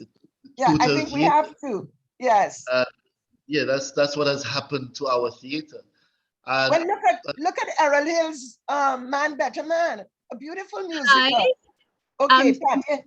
Sorry, what is happening is when I try to share my screen, the microphone mutes. So can we go to plan B and I can share the screen for Belinda, but when I try to speak, sharing the screen. All right, Patty, go ahead. So can Keon, please? Right, thank you so much. Okay, so I'll just continue until things can be better. I just wanted you to know that Belinda, we want to see all of your face, Belinda. So keep your camera stable so that we can. Sure. Right. I just wanted you to know. I'm back on track. Go ahead. Go ahead. When we did Moon, there were just about 6 or 7 members of NTAC at the time, and this happens. So we would have to cast from outside and use people from the theater community, hold auditions and so. So we only had 6 members of NTAC. Now we have 12, and all of the members were in it. And I have members in the company ranging maybe from late 40s to 23, and that's our range. So we really try. Like the girl who played Esther is 28, but she was really young at heart and able to play it convincingly. Can we have the next slide, please? Now this, I think Dr. Mutu would like. When my theater designer comes, she would give me a mock-up of what it would look like. Yep. And give me a model, and this is what she gave. And we'll see what it turned into with the next slide. There we go. So this is by Greer Jones Woodham, and that's the work. Nice. Okay. There's certain things I felt should have in Moon. Now, this is the 2nd or 3rd time that I had done Moon. I did it once at Central Bank where Errol's wife was, and his son built the set. But I must have a working standpipe. And as simple as that, because I think it's, you know, I think it's so integral to a yard. And we do have the situation of you turning on that and not have water. and you're turning it on and you don't know when the water comes. But even driving through the streets of Port of Spain to this day, you will still see that standpipe. So we had a working standpipe, which is, you know, the soul of the yard. Belinda, can I interrupt, please? I think everything is okay with Patty's mic now, so she will be able to Patty, do go her ahead. part Thank of it. you. Yeah. Thank you so much. Thank you for filling in. Thanks much. Patty, go Okay. ahead. Thanks so much, Carol. Yes, but as Belinda rightly pointed out, she was able to organize this piece to be a functional set element. So Belinda, maybe you could just continue with this point you were making about the fact that you managed to get a functional tap that ran water on the set. And then I will continue with the next one. Go ahead. Yeah, well, that's it. I just had to say, you know, we need water to come out of this tap. And because of this, it brought a nice sensitivity to the work. Patty will go there and fill a bucket and we'll hear the sound of the water. We'll hear the drip. We'll see people use the water. And, you know, seeing people leave their little homes to come out and fill what they needed helped to create that movement that he wrote about. So I don't think you can do Moon without putting in these production elements in it for people to really get, you know, the feel of what it was like. You don't have running water in your home or in your house. And I think also to interject here as the actor, it certainly helps a great deal to have that tangible, visceral experience of that water coming out of the tap, because you are responding to something actually tangible, and it affects and it alters your performance as well. So it helps a great deal from a performance perspective. You know, if you just look at your practice in your life, we get up in the morning, we go to the bathroom and we turn on our tap, and we have 8 people to get up in the morning and use that tap. So you will tell by the practice who goes first, who goes late at night, when does Mavis go, why does she go? All that informs, would she go when Sophia is there? You know, all that informs the playing. So can we move on to the next slide, please? Sorry. Somebody was saying something. Go ahead, Belinda, with the music. You sure? Yes. All right.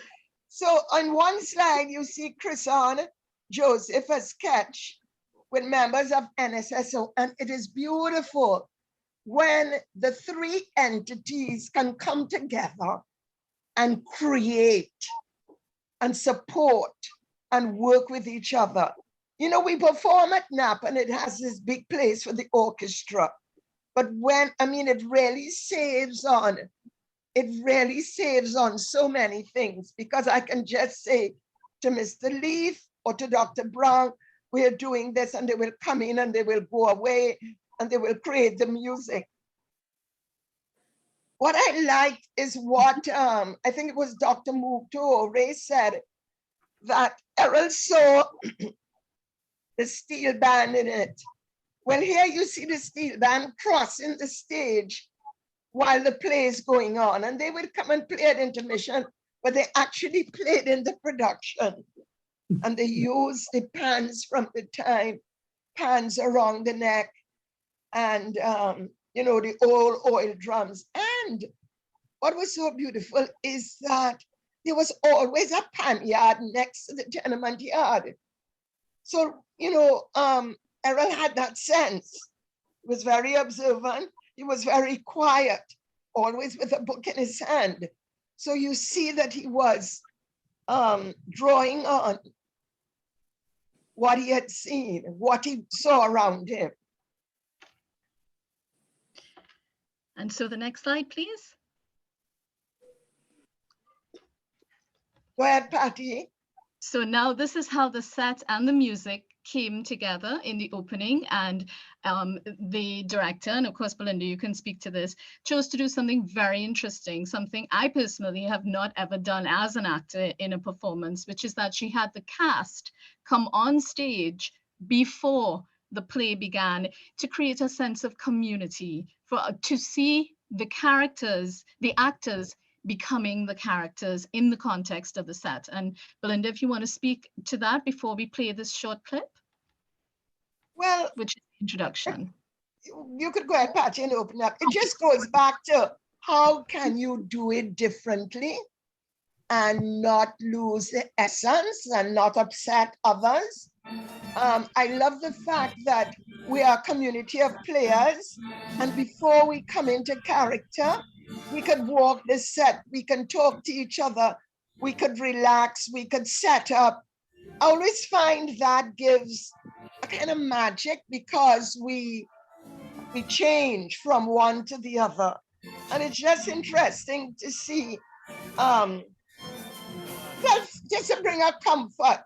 Some of them say hi to the audience, they talk to each other, they probably tell each other, remember a line, but it establishes the community of players who are about to do this work of art.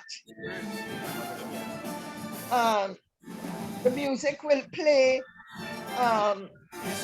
you know, they help people put on their last bit of costume, and it's getting ready, and it's different.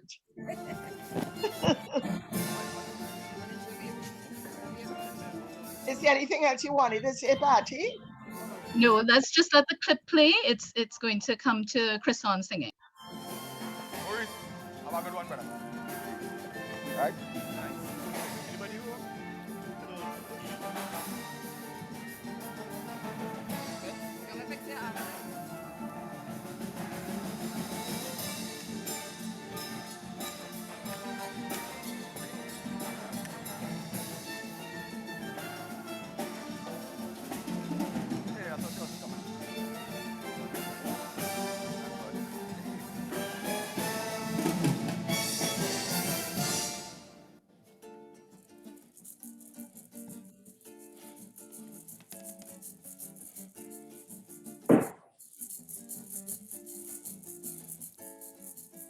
The war done, we still fighting. In corruption, the bigots uniting.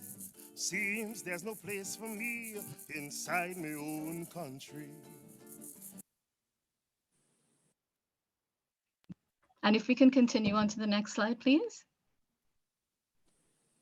So basically what we just saw was the beginning of Moon, where we had NSSO and NPO playing the overture, the cast coming on stage, establishing that sense of community, as Belinda said, and then it went straight into Catch, played by Chrison Joseph, singing an original piece that had been scored for Moon, which speaks to the events that are about to unfold in the play.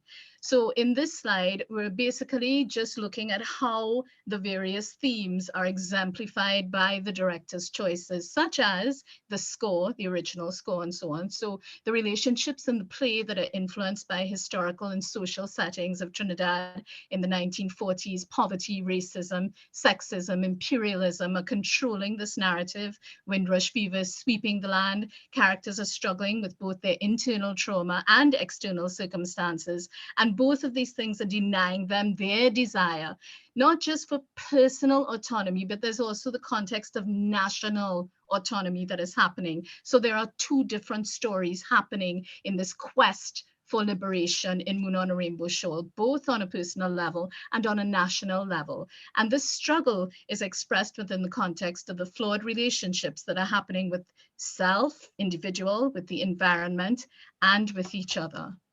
And on to the next slide, please. So once again, as Belinda has outlined, there are certain innovations that she chose, such as the music, the score, the standpipe. And one, again, I have never been in a production where this has happened before. One of the casting innovations was the casting of a real baby, and the heightening of emotions engendered by all these challenging circumstances that I outlined in the previous slide. with the director making this innovative choice to cast a real baby, Zuriel Brown, it has the effect now of deepening the response of the actors as they interact with this live baby. And just before we go to a shot of what that would have looked like, Belinda, do you want to speak to this? Yes, To your I mean, decision I just wanted to say, yes, we wanted a live baby. And I just saw the little baby's hand come up and the audience went, oh, it's a live baby. And the sensitivity, not only as the audience, yeah, as Patty said, it deepened the response, but even the actors, the playing with it, you know, the care. You know, I really think acting needs that. We can't always do it. And I know we could do memory work and get it. But when we infuse some of our work with these real experiences, it really does deepen just our work and our, you know, responsibility about how we do things and see things and how our audiences respond. So I take that risk, okay? and so go ahead. And the mother and father were right in the wings waiting for her. Yes, they were present at all times. And so can we go to the next slide? And this shows a picture of two of the actors. This is Nicholas Subero, who played Ephraim, and this is Brige Wilson, who played Esther. And here we see Nicholas is holding the baby Zuriel in his arms. And this gives you an idea of the effect of that live baby being present and being a part of the cast and how it affected our interactions with each other. And yes, there's a very interesting question here saying, did the baby cry on cue? That's an excellent question. Well, thank all good gods above. The baby was actually an angel, did not cry at all. But, you know, in case the baby did cry, that was something else we were going to have to simply adjust and work with. Well, and that was part of the magic and the risk of theatre. And can we move on to the next? Sorry, and if I may say, this girl who played Esther, 28 years old, I mean, she does get upset because she plays these younger roles so very well. And she says, Belinda, when am I going to stop playing them? But she's very convincing. Thank you, Patty. Yes, so now this goes into a clip which also shows the interaction between Mavis and Sophia, and it culminates in the holding of the baby as well. So can we play the clip, please? Go back to the right and just press play.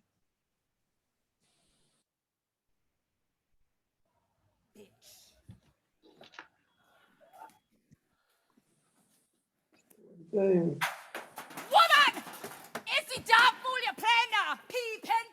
Peeping. The blasted stone should have lick out ya! Big Jesus Christ, it be you and me tonight! I rip you to pieces like a mad dog, you damn little hoe!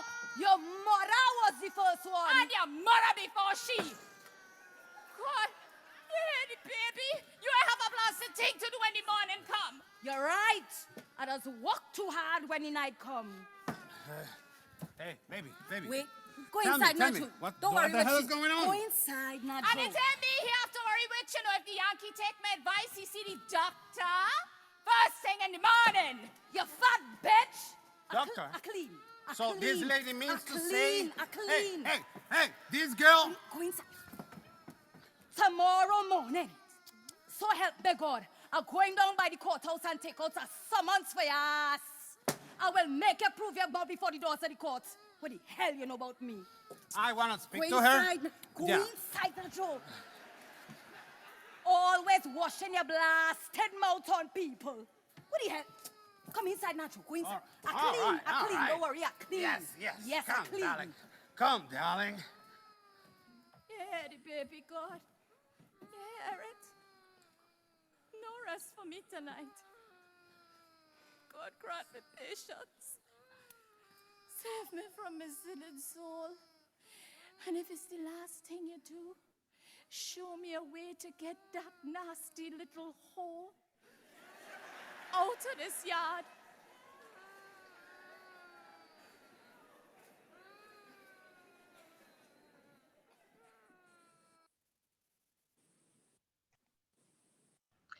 Thank you, and on to the next slide.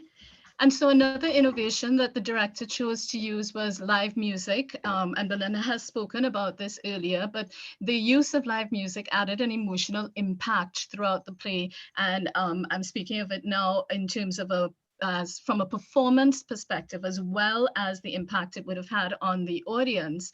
As you know, being on stage and hearing and feeling that live music also affects and influences the performance. So this next clip gives an example of how the live performance of Brown Skin Girl heightened the emotion of what is already an emotional scene. Can you please play the clip?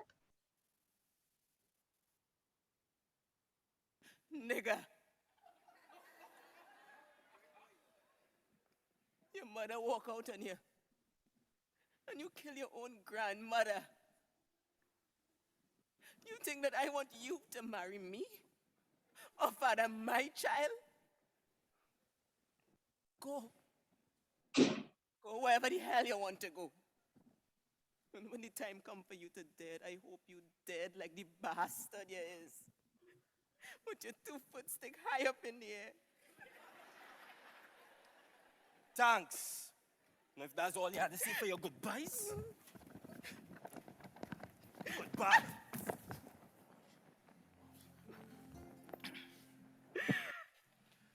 Brown skin girl, stay home and mind baby.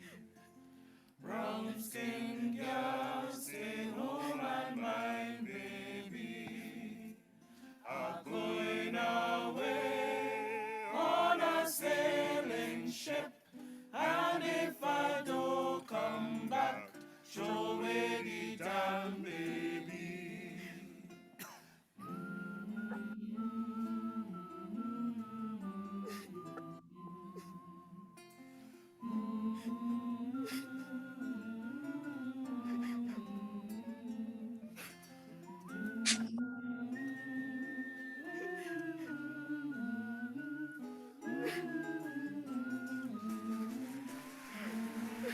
Thank you. Can you go on to the next slide? And Belinda, do you want to take this sense of community? Go ahead, Patty. Okay, so living in a West Indian yard, as has been explained by both Mr. Funk and Dr. Mutu, is a complex living organism, and it merges multiple lives. And it's so important for a production of this nature that those connections be authentic, that we believe that these people have been living together and in and out of each other's lives.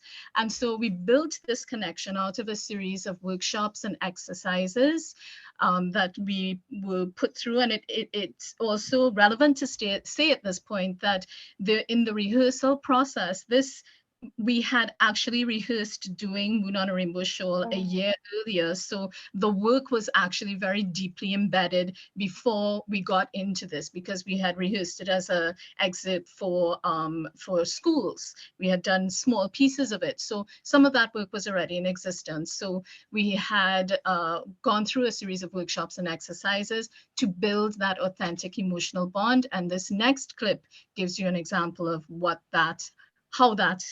one of the examples of how that emerged. Can you play, please? Time. Them fellas and them was fast. Fast, man. Boy, up in England, them help put the Indies on the map, you know.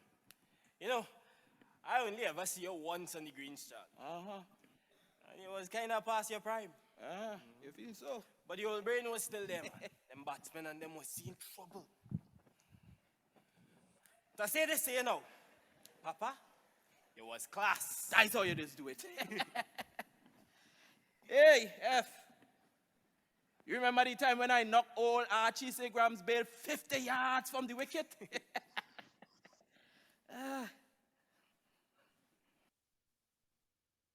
Charlie. What was the plan? Plan? Yeah, your dream. Well, boy.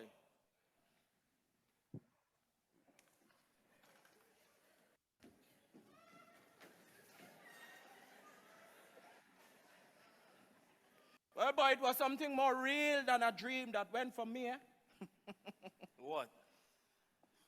Boy, I was pushing 30F. Hard. Strong like a bull. And with the height of my power as a bowler, none better, boy. No way, none better. That's why you could ask the old timers and them, they will tell you. But the West Indies tour to England, I didn't get an invite to the trial. Why, Charlie? Well, boy, in them days, the Savannah Club crowd was pushing most, handling most of everything, eh? So people like me is either you lump it or leave it. Yeah, but it's not much different now, Aye, Charlie. different. It's a whole lot different, F. When we went to play cricket in Jamaica, them used to treat us like hawks, boy. When we went on tour, they used to put us in any kind of old boarding house. If the fancy hotel was for them and the half-skull members of the team. That is why in 27, in Jamaica, I cause a stink. Yeah, I get tired of them dirty little boarding house they was putting us in. I say, is either you treat me decent or you send me back. But if the stinker cause got into the newspapers, eh? Yeah, but they didn't send me back, you know, boy. They didn't send me...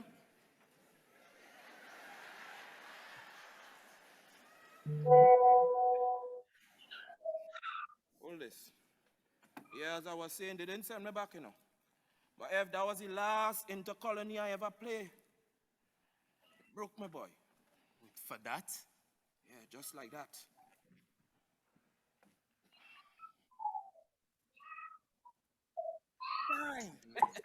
And can you move on to the next clip, please?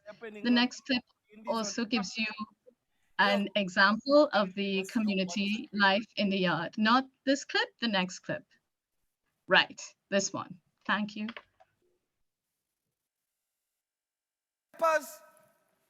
What? You think she had anything to eat? Who? Well, how I to know you going to actually? Me? And you want to know?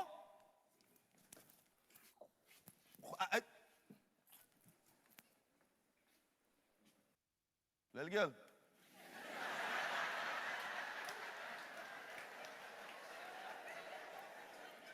Little girl. Little girl. She named Esther. Esther. Esther. Hi. Hi. That girl want to ask you something. What? You had anything to eat? I've eaten. That is all I wanted to know. Now nobody can say I had no feelings. I have too much people like to get him out liberty in here. Ephraim, Hi.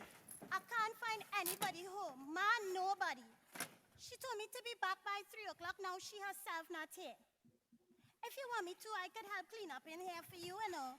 Till Ma come back home. I don't have anything to do. Ephraim, you seen her? No. Today, you know we walked pathway up Chancellor Hill, then through the Botanic Gardens, out into St. Anne's, and then along Spanish Acre until we went to the reservoir. You know, last year, they found a man drowned in the water. He had been floating in the water for days and days, and nobody knew. And all this time,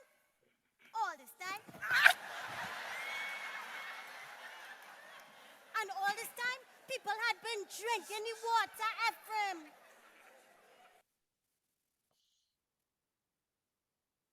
Pause. Okay, thank you so much. Can you move on to the next slide? You think she had anything to eat? Okay, so now we're on to gender dynamics, and we're actually going to be wrapping up soon. So one of the things about this is, as Belinda pointed out earlier, there are very different experiences in the genders. The males and the females have very different and contrasting experiences. Ephraim is able to escape, but Sophia and Rosa remain saddled with responsibilities that were co-created by irresponsible males. Mavis must make a living trading sexual favors to survive, and in the end, this also ends up being Rosa's fate. And Esther's future, once bright, is now completely compromised. So clearly there's a gendered contrast of experiences as it relates to migration, survival, and life in the yard. Belinda, do you want to say anything to this? Yeah, I just wanted to talk about, do we have another slide after this, Patty? We do. We have one more clip and one more slide. Okay, I just wanted to talk about something I had mentioned today about Esther. You know, the play starts with Esther winning a scholarship, huh? And it is such an accomplishment because in those days, there were 5 scholarships given. So although Esther, all through the play, we are concerned, and Esther is concerned that she may not get to go to school, but she would get a place in the school and she would get the books. What the parents had to provide would have been a school uniform and that's about it, something to eat. But I think John really saw the new Trinidad and Tobago society that emerged out of this yard, and the only way they did it was through education. So much so that when he ends the play with Esther coming back in and hugging the mother, I think he ends it with the hope and the promise that this young girl will bring to the family, because that's how it was. One person winning exhibition changed the life of your family. So I never saw this play as Esther not being able to achieve what she had set out. She spoke differently, she recited poetry, she sang, she was responsible. And I think he was treating that character like that to show that our ministers, our doctors, our lawyers came out of the yard. Yeah, that's how I, so I don't think we are lost. I don't think I think Esther survives, and that's the hope of tomorrow for the community. and that's a wonderful introduction to the next slide, because the next clip goes right into Esther's return and the end. So can we show the next slide, which is just an example of the gendered experiences, and then the final clip, please, which is the next slide. Thank you.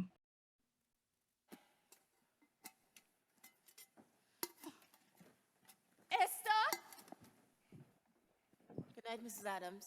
Oh, Rosa, child. Ephraim, Rosa is outside. Boy, you heard me? Mrs. Adams, concentrate on your own affairs. Leave me to attend to mine. Hey, Ephraim. Joe! Man, I hear, man, I hear. Yeah, a few more minutes and I'm with you, pal. Yeah, 50 miles to go, you know. Mrs. Adams, I have to go. Ephraim. Ephraim. I got to go. Rosa pregnant for you. You know that, don't you? No, you're just not going to walk out and leave this girl all alone in this yard. She have no mother, no father, nobody in the world but you. Months now you're twining yourself wrong. She strangling, she till she can't see nobody but you. And now she tell you she making baby. You don't want to know. You're going off on a boat. Mrs. Adams? No, I want you to go out there. Go out there. Tell that man you're not going nowhere. Lady, you know what you're saying? You know what you're telling me to do? What in heaven's name this place you're going to have for you? Lady, you would never understand. No, I'm not bright like you. Mrs. Adams, move from the door. Move from the door! Big Jesus Christ, something going on right in this place today. I have a taxi waiting. Let it wait! That first time, when you first asked Rosa once to me, she come as if she was my own daughter. I had to tell her how so you could be the nothing but man. She come here straight from the orphan home. Them nuns have her so. You watch her. You start making eyes at her. You make her lay down on this bed nights with you. She liked it, lady. More than you. And now you're going off and leaving her alone in this stinking yard. You know what will come of her. To hell with that. I don't give a damn. No blasted woman gonna trap me here. It's not trap. It's So true. what? The baby born, it live it dead, it don't make no damn difference to me. Hey man, that time can't go wait all night, you know. Just get me out of this blasted place. Let's go, let me go. Go. Ephraim!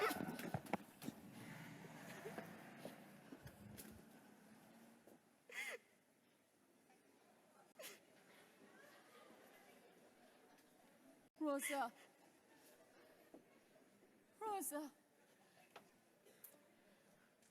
Rosa, he gone.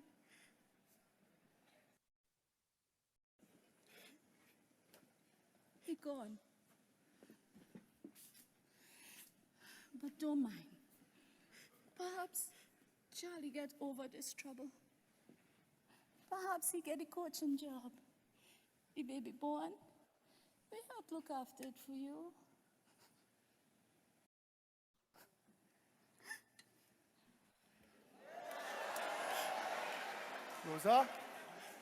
Rosa? Oh, God, no. Esther.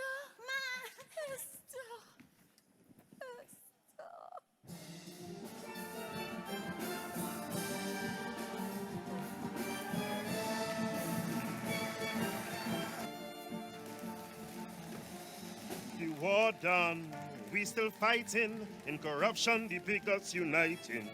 Seems there's no place for me inside my own country.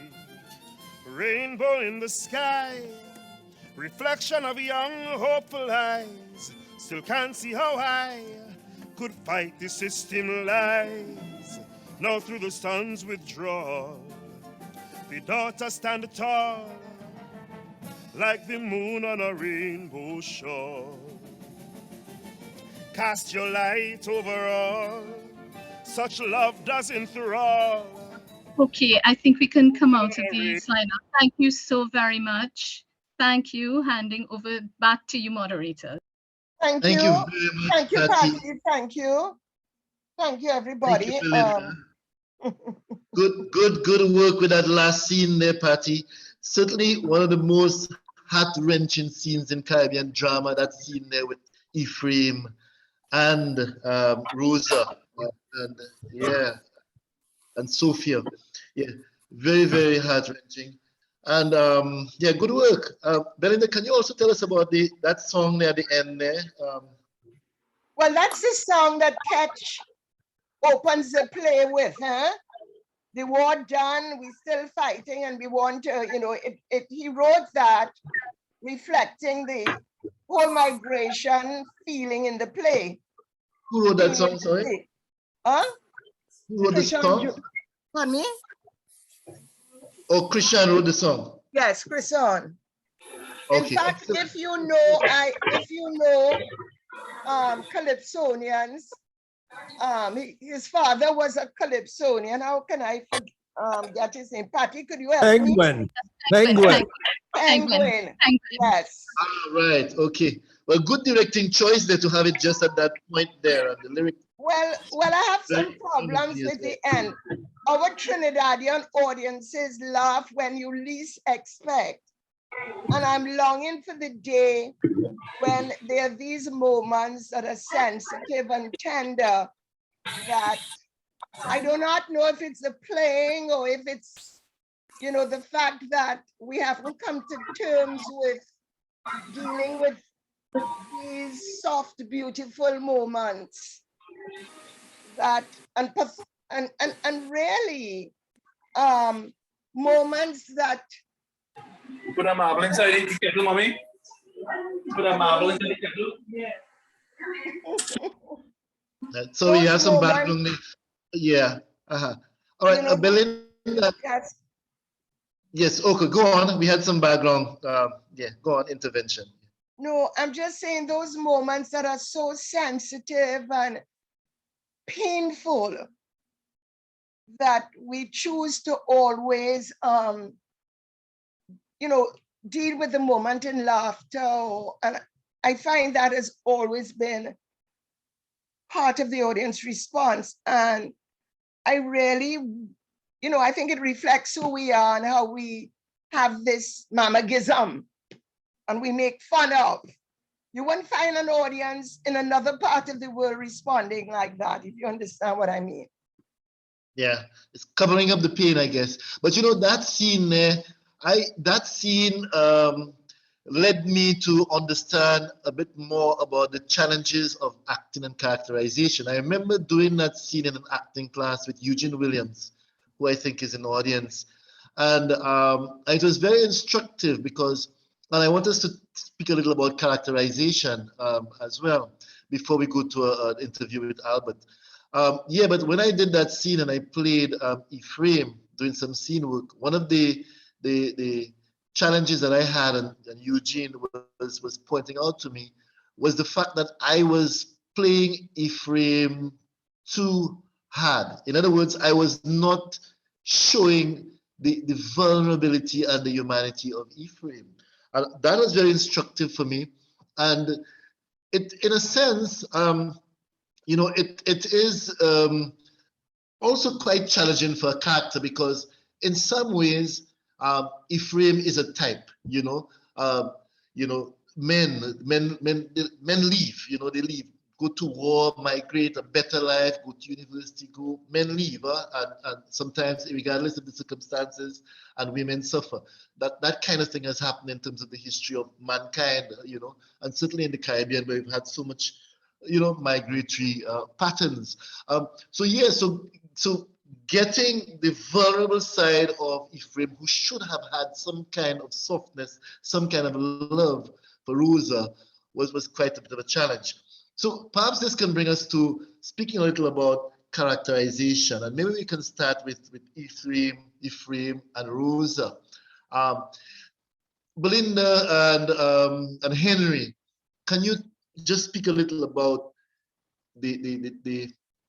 those characters and how do we get actors to play them fully, in the sense that they play all facets of those characters and don't play them as cardboard characters or as types. What was the acting process that you use in order to facilitate your actors to bring out their best? Let's hear Henry, and then we can come back to you, Belinda. Henry, you're muted, huh? Henry, you're muted. Henry is muted. He's not hearing us. I'm not sure how to get his attention. Travis, this is Ray Funk. Just let me bring in something as they talk about the background of Ephraim. In the short radio play. Okay, I'm here now. Sorry. Go ahead. I'll let. No, I couldn't unmute it because I was just seeing the little square bottom, but I'm unmuted now. Okay, Henry, Ray had just started saying something. Let's let yes, him finish. Go ahead. Yeah. The interesting thing when you work as an actor is trying to build some part of your emotional connections to this. And I don't think anyone's ever used that first short Caribbean Voices text, but it starts out and ends as a look back. And let me just read a couple short passages. I suppose you'll say that 7 years is time enough to forget, time enough to shake off the past, time to build a new memory, to seed some warmth at least into this cold, unfriendly country. But 20 years of a man's beginning ain't so easy to shake. Sometimes on a cold, damp winter night, I sit and shivering by the fire and bam, a recording of a steel band starts to beat out a melody and I go wild with memory. And then the next part of the play is all about summarizing Moon on a Rainbow Shawl. And then at the end, at the very end, as he's leaving, he summarizes that, but he also looks to his life and tells you what his thoughts are 7 years later. And he's talking about Rosa. You got up from the bed then, Rosa. You bent down quietly and picked up your shoes, and with your dress trailing round your shoulders and your slip shining silver in the moonlight, flooding the room, you walked out into the night. Words were never passed between us again, for the next night I was on the boat. I never wrote, but I heard you got married. That much I know, and that our baby was a boy. I wonder what sort of man he'll grow up to be. Stay in your soil, son. Grow tall and strong. Be good to Rosa. And don't ever think, boy, about chasing after moons. Goodbye, goodbye. That's how the radio version ends. Very different. I don't think.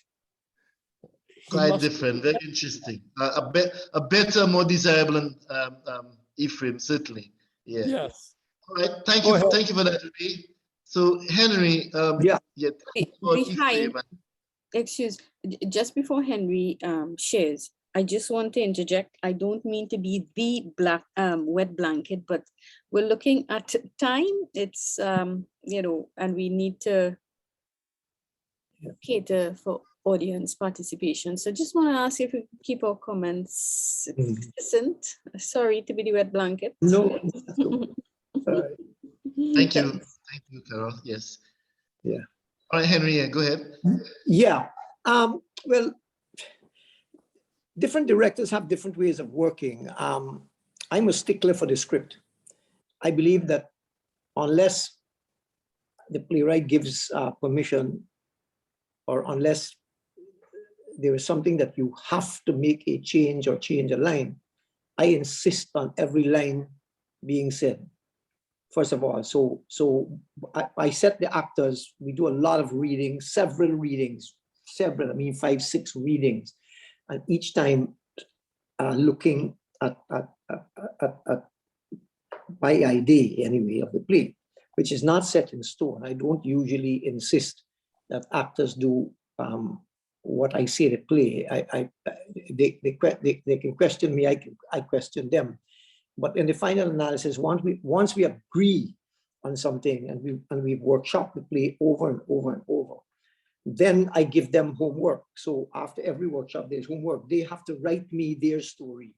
So, okay, so I said, you're Ephraim, I want you to write me 500 words. Tell me your life. Tell me your story. You can tell me anything, how you met, how you came to the yard, what brought you to live in the yard, how you met Rosa, and then tell me about your relationship to each of the other characters in the yard. What kind of relationship you have with them? Some you have, you know, a more intimate relationship, and some you are just passing, hi, hello, good morning, and so on. And each actor has to do that, so that by the time we come to start looking at what people call blocking, but which I call motivation, because to me, no matter how you explain blocking, it's just a word that we use to say an actor moves from point A to point B. I prefer to use what is called motivational units. So I look at each time a choice is made, whether you call it the dramatic action or whatever. When an actor makes a choice, or when as character, when they make that choice, then they have to go with that choice, and so and that choice influences where they move to, how they move in relation to what character. So that helps me to work within a shape. If the shape of the play goes haywire, then I will try to pull it back a little bit and work with the actor. But it's usually, to me, the director's job is to orchestrate the work rather than allowing actors to do them. So I would, because even though I work with many actors who are not trained or have never even went to an acting workshop or anything, I still insist that they give me quality work. So we work and work and work, and I try to essentially find the areas where they're blocked. You know, a lot of actors don't like when they have a line to say, they get embarrassed about saying it, or they don't want to say it, or they don't think they're saying it well. And that's because they're not actually feeling the line. So if the actor writes their story and writes about points of conflict with other actors and areas where they like each other. So you keep writing different things. So not just about your own character, but you write like if you were another character. So I'll ask Ephraim to you write me Rosa's, you're Rosa now. Tell me about Rosa. Tell me about yourself as Rosa. So in a sense, it gives the actors a chance to experience the other person that's working next to them, not as name actor now, but as a character in the play, and they learn more about the character. So by the time they come now in a scene to work with that actor, there is all of that information which is sitting somewhere in one of these concentric circles that the actor has in their heads. So because an actor works and you have several circles. I'm using an image for it, but you have several circles where one time it's an interaction with in the play, for example, with Rosa and Ephraim, old Mac and Rosa, Ephraim and Sophie, and so on. So you have all of these things, and as an actor who has to interact with another 7 or whatever characters, including the people from the outside that you go and meet. When Ephraim drives the trolley, what happens when he leaves that yard? What does he come home with? What's the baggage he comes home with? Who did he meet that day? And so on and so on and so on. So these are, I like to do a lot of that kind of work and let the actors then try to, that's my process, how I work. Very useful, very, very useful. Thanks a million. Before we go on to Belinda, I want her take as a director. I just want to ask you, we were supposed to finish at 8:30. Can we go on a little longer? Because there's a short clip I want to show of Albert Laveau. We did an interview with him. So perhaps we can go on a little longer on 8:30. Yeah. All right, thanks. Belinda, would you care to share with us? You're muted, Belinda. Yes, I agree with everything Dr. Mutu has said. And that is the process that most directors would use or acting lecturers. But what I have found very helpful is what is your practice? By that I mean, when Sophie gets up in the morning, she has things that she normally does, right? And when she washes, at what time, when the sun is up, this, that, and the other. And I asked every character to work out your daily practice. When Ephraim comes home at night and he comes through that gate, I'm sure his shirt is halfway off, because these are things that the character will do all the time. So when they find these things or they make choices about the things and they keep doing it, it helps to cement the other work of the biography, of the relationships, etc. And doing the daily practice gives them the activity for the play. Exactly. That gives them the activity as to what they should be doing in terms of their business. Everything has to look realistic. So if you're washing clothes, you have the soap, you have the scrubbing board, you're doing it like you would normally do. Yep. Thanks. So that's all I have to add. Right. Patty played Sophia, and we saw her in that last scene there with Ephraim, and we also saw her with an exchange with Mavis. It's interesting, and I smile when I saw it, because when two women taking a yard, boy, it's pure trouble. And that was a real serious clash there. But Patty, can you tell us a little about that last scene there with Ephraim? How you got it? What happened? What happened to you there? Something nice happened there. I think it's all the work that Belinda put us through, and all of us as a cast took the work quite seriously, and particularly for that scene, unless the actor finds the emotional authenticity of the moment, the rhythm will be off. And by that, I mean, it will become playing angst as opposed to feeling angst. And there was a way in which, and it happened through a process of trial and error, until finally and this was, of course, through with Belinda's guidance, found the rhythm of the emotional intensity of that piece. And once the rhythm was found, it took off on its own. It was it was moving in the direction, and I as an actor can feel when the rhythm is off, or when it's contrived, or when, you know, you can either feel rhythm when it's right musically, or when it's not, and it's become that precise, and that's part of my process as an actor as well. So the way in which I got to that height of emotional intensity is I was allowed to explore. And sometimes the explorations took us down very weird paths, and it clearly didn't work. And sometimes eventually we got there. So it was through exploration that we got to that level that we got to. Great, thanks. Now I want us at this point, Keon, can you help please here?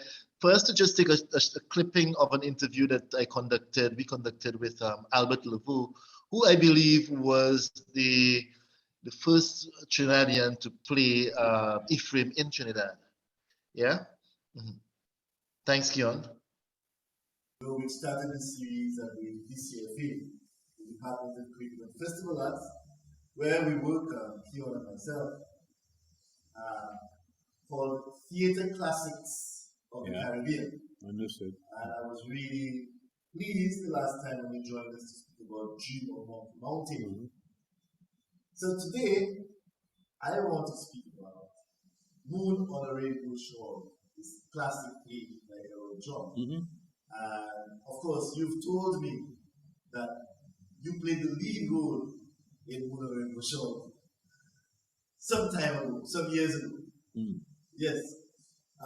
So I want you to reflect on that experience. The first question I'd like to ask you is this. What was the experience like playing Ephraim, that ambitious, almost frustrated young man living in poverty and trying to get out of it? What was the experience like for you? Well, it is measured on different levels. One, I was a young actor in Port of Spain. That's one of the things. And here's the lead. Here's a play that has never been performed in Trinidad, has been performed in England. And as a matter of fact, there weren't many plays that the Trinidad Theatre Workshop actors could deal with, or wanted to, or that Walcott wanted to deal with, you know. So there's this. I had recently joined the Trinidad Theatre Workshop, and I wanted to cement my place in the theatre workshop, getting to know people, you know, and getting to know the craft. So the thing is measured on different levels, you know, how successful I was. But more importantly, though, was the fact that it was a period in which nobody was thinking about nationhood. Nobody was thinking about letting their bucket down here and digging it and doing things. Everybody was thinking about going away to study because there was no university here. You had to get on a boat to go to England. But I had my own experience in that I started working at Texaco in 1953. And me and a friend, we started saving money to go to England. That's the first thing we started, to go to England. Saving money. The Windrush generation and all that sort of stuff was around. That's very close to Ephraim. Yeah, yeah. So, through Ephraim, I could identify, I could understand what he was enduring. It wasn't that he was in poverty so much. Nobody was rich, you know. But there was he could see no escape from the situation in which he is get on the bus, go up Charlotte Street, turn it around, come back down, working every day of his life. And what he's seeing in the future is nothing unless he could get out of here and go somewhere to England. He could work in the metro in England, but he knows there are universities that he can get to and do things, some technical college or something. That did not exist in Trinidad in the early 60s. Right. Now, so you mentioned, and I think that's very significant, that at that time there were not many West Indian plays, right? Caribbean plays. And here you have a play now that is set in Trinidad, that's speaking to the issues affecting ambitious Trinidadians at that time. So your ensemble, the cast that was involved in this production, this first Trinidadian production of the Shawl, I can imagine how exciting it was for that cast. Can you remember some of the persons they did not see the play the way I saw it, or see these characters, because you had, like, I think Errol Jones was playing Charlie. You had Stanley Marshall. Now we talk about senior civil servants here, I think Eunice Allen, I think, might have been the mother. All these people had secure employment of a very level of respectability in the society. Oh yes, they could understand what Errol John wrote, but in the way in which I consumed it, it was me.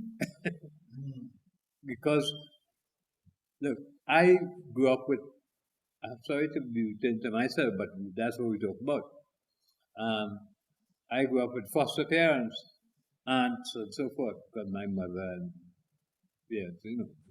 that dissipated. And all of my family scattered between aunts and uncles. Me and 3 sisters, my brother with another 2 sisters up there, and so I tried to make this compressive. Is that when I went to my aunt and told her I saved up enough money, $360 to pay the SS Columbia was the boat that was coming, and I was going to England. She hit the roof, and said, "Where the hell do you think you're going? And who's going to mind your sisters?" Now, I thought I was doing something great for them because I was going to go to England, eventually become a lawyer or something, and have money to mind everybody. I think about the future. She's thinking about right now. The minute I go, what I was getting about $30 a week, that disappears. And here I am with this girl telling me she's pregnant, and who can mind the child and all that kind of thing, So there were resonances between me and this thing here, So I did not go to England. I didn't get to university. I did get to university later as a lecturer, but I didn't go as a student, I went to the University of the big one, Very good, great. Yeah. So who directed the play?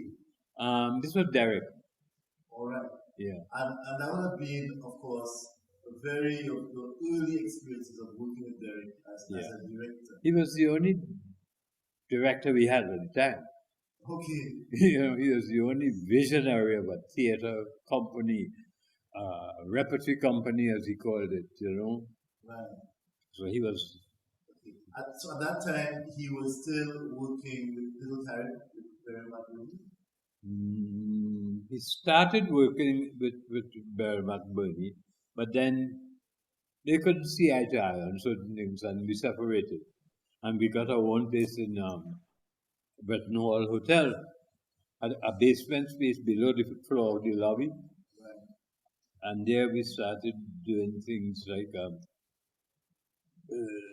Fiat Dauphin, Zoo Story, things like that, Right. Yeah. All right. Thanks, Keon. We can stop here. Yeah, very interesting, Albert, making that point there. He was certainly able to identify very, very closely with Ephraim, but that tells you something about the the relevance of the play and the fact that Errol John had his finger on something, that here's that actor there telling you that it was him. So, you know, so one understands and appreciates even more, you know, clearly now the impact and the relevance of Moon. All right, yeah, let me just get any reaction from Mutu, Belinda, Patty to Albert or Ray, sorry, take there on Ephraim. I think you're right that he as he said, it was him, and like me with the directing on the set and reading the play, I think the danger for us, for both of us, would have been being so close to the work. There is always a danger of not making the work theatrical and making it autobiographical. I think there's a fine line if one has experienced something. It's like somebody said, well, I mean, what's the point of acting then?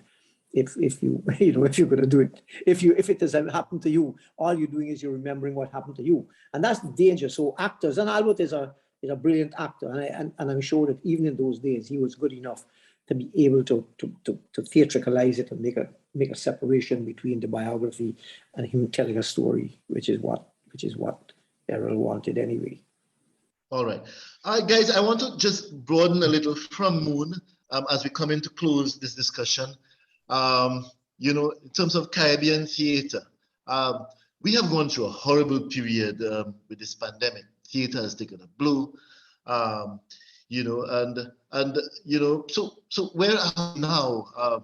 You know, where is Caribbean theater now? You know, what changes have been brought about as a result of our recent experiences? What is the future? You know, what are you seeing? Where can we go? Belinda, you still with us?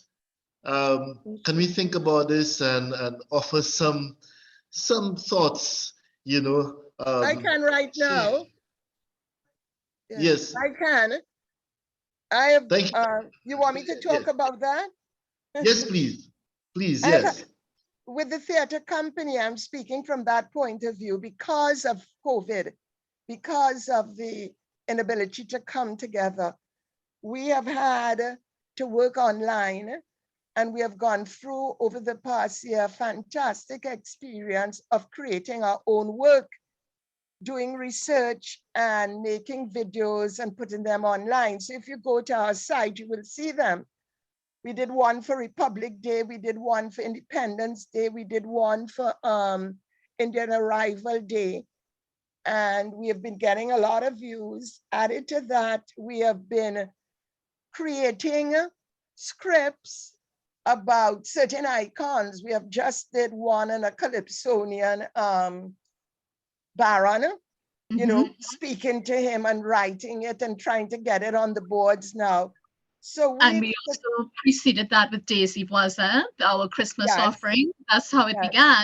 The whole iconic series was featuring Daisy Voisin in our Christmas special. And because there's really no work that focuses on these significant festivals in Trinidad, and also people who have made great contributions to our performing arts, our culture, we have just got excited about the works we are doing on them. So I think that has helped us in a way, that COVID experience, because we're always looking for work. And we have spent, you know, the past 3-4 years doing all work done by who wrote Rose Slip and Patty's name again. Archibald. We have done his other play, Junction Village, which was really well received.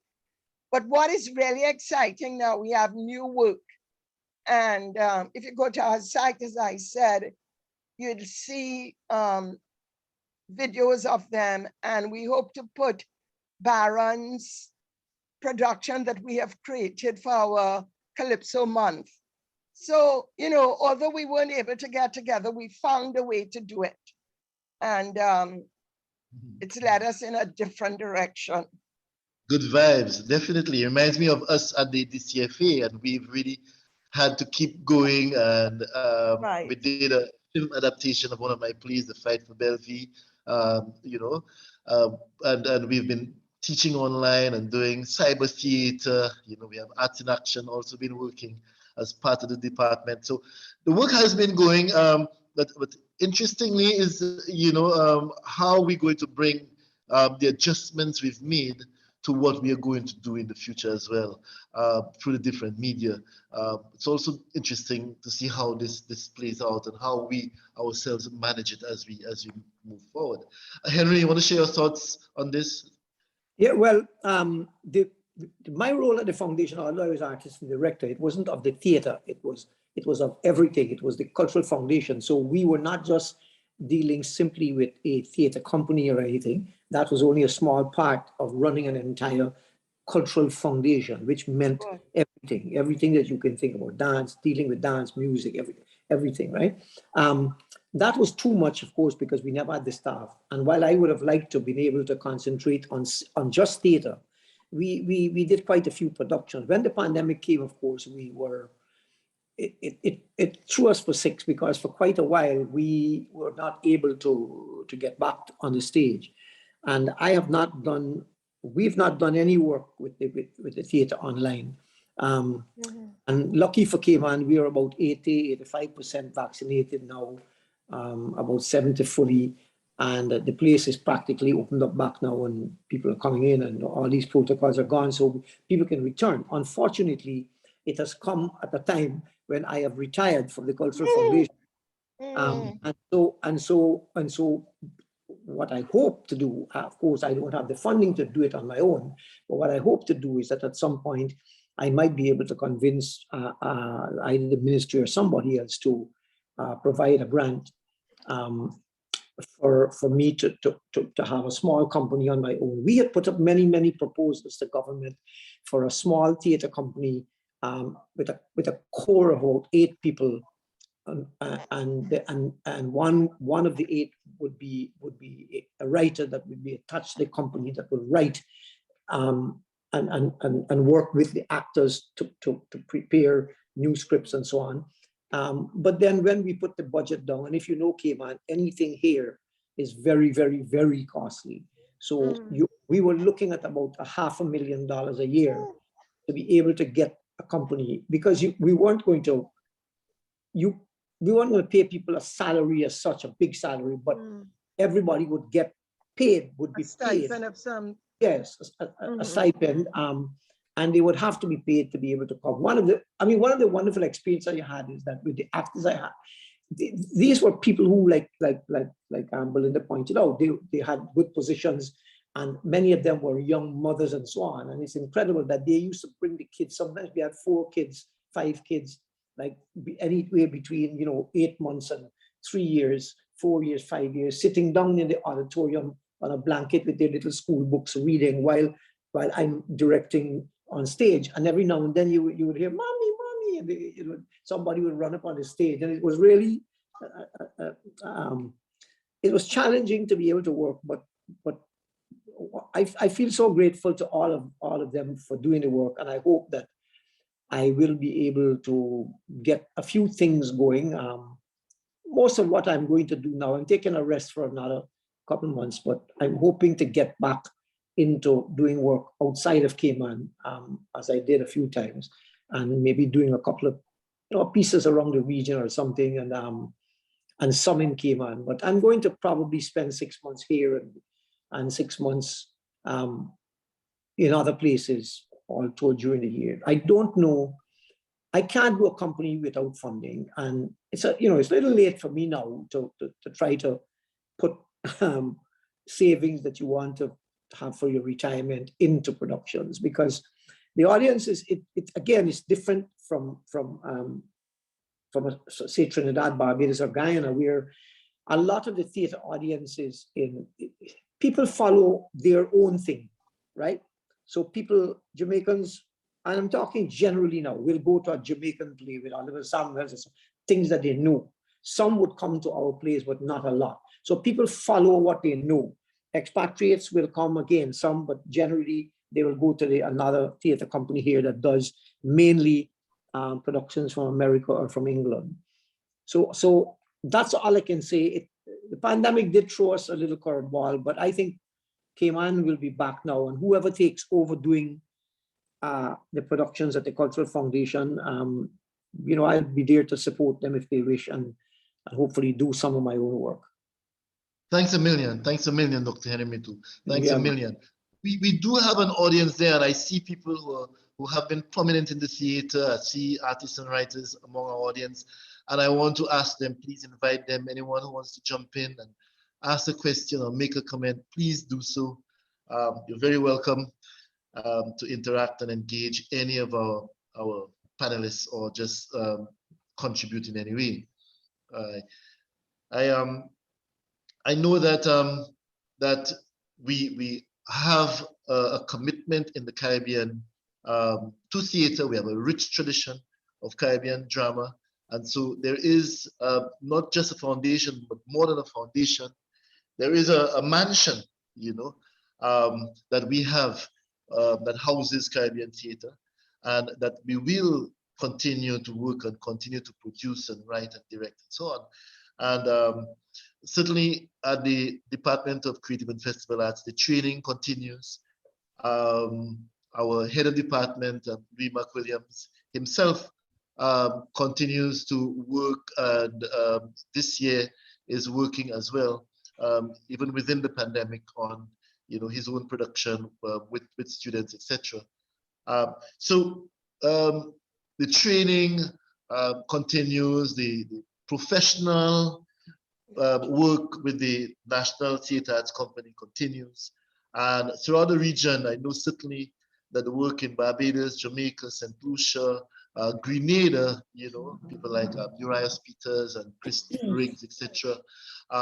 We have people all around the region who are continuing to work and who are dedicated to the arts and to the work of Caribbean drama. So I am very, very optimistic that coming out of this pandemic, that we're going to bounce back, and that the level of enthusiasm as well from teachers of CXC Theatre Arts is also very, very encouraging.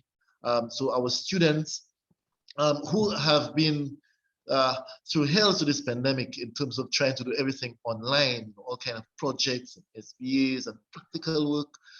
Our university students as well doing work online. It's been extremely challenging, but part of what we do here in terms of this discussion and bringing out persons who are experts in the field is also instructive for our students.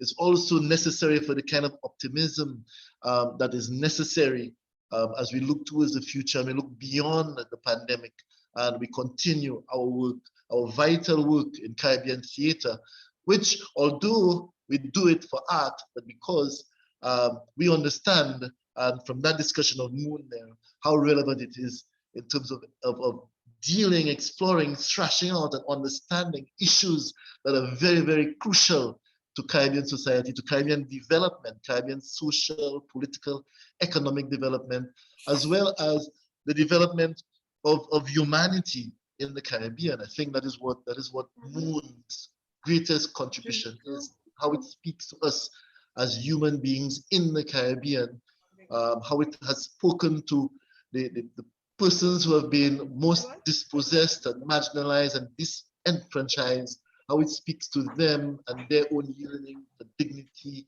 for self-actualization, for better standard of living for themselves, their families, etc.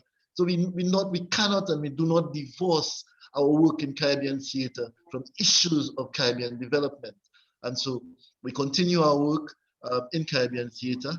And with this, I really want to thank everyone, for their contributions, our audience for staying with us, for sharing with us. Even if you don't hear your voice, but we appreciate you. I just want to interject. We have about 6 minutes before 9, so I was wondering if you can allow any questions from I know you called for audience, but if you can just, I see Natasha has raised her hand. So if you can also, allow the audience to just, yes, please, unmute. So technical if you can unmute Natasha Greer's hand, please. And also members of the audience, if you want to type in the chat any questions that you have for any of the panelists or comments, please do, and I will read it for you. If you wish to make a comment, you can also raise your hand and the mic will be open so you can speak directly. Thank you. Go ahead, Natasha. Good night. Hi. Good night, all panelists. Thank you so much for this particular forum and for this particular topic. It has been very enlightening. I do have a question about the standpipe, the actuality of the standpipe. How was that affected to get the water to actually flow without compromising the stage and the setting that you would have had? I'm very much fascinated by how you all would have done that. Please and thank you. I can tell you how I did ours and how we did ours, but I'm sure that Belinda might also have an idea of how they did theirs. Let me put something in the chat. Go ahead, Dr. Mutu. Yeah, well, first of all, like I said, I would not conceive the play without live water on stage. So that was the first thing. It was actually quite simple. What I did was when I built the standpipe, and if you look at Belinda's standpipe and mine, they're practically the same, because when I researched my thing, obviously I went to a lot of photographs from Trinidad, and a lot of the standpipes had that basic sort of pole with a rectangular receptacle at the bottom, and I built that.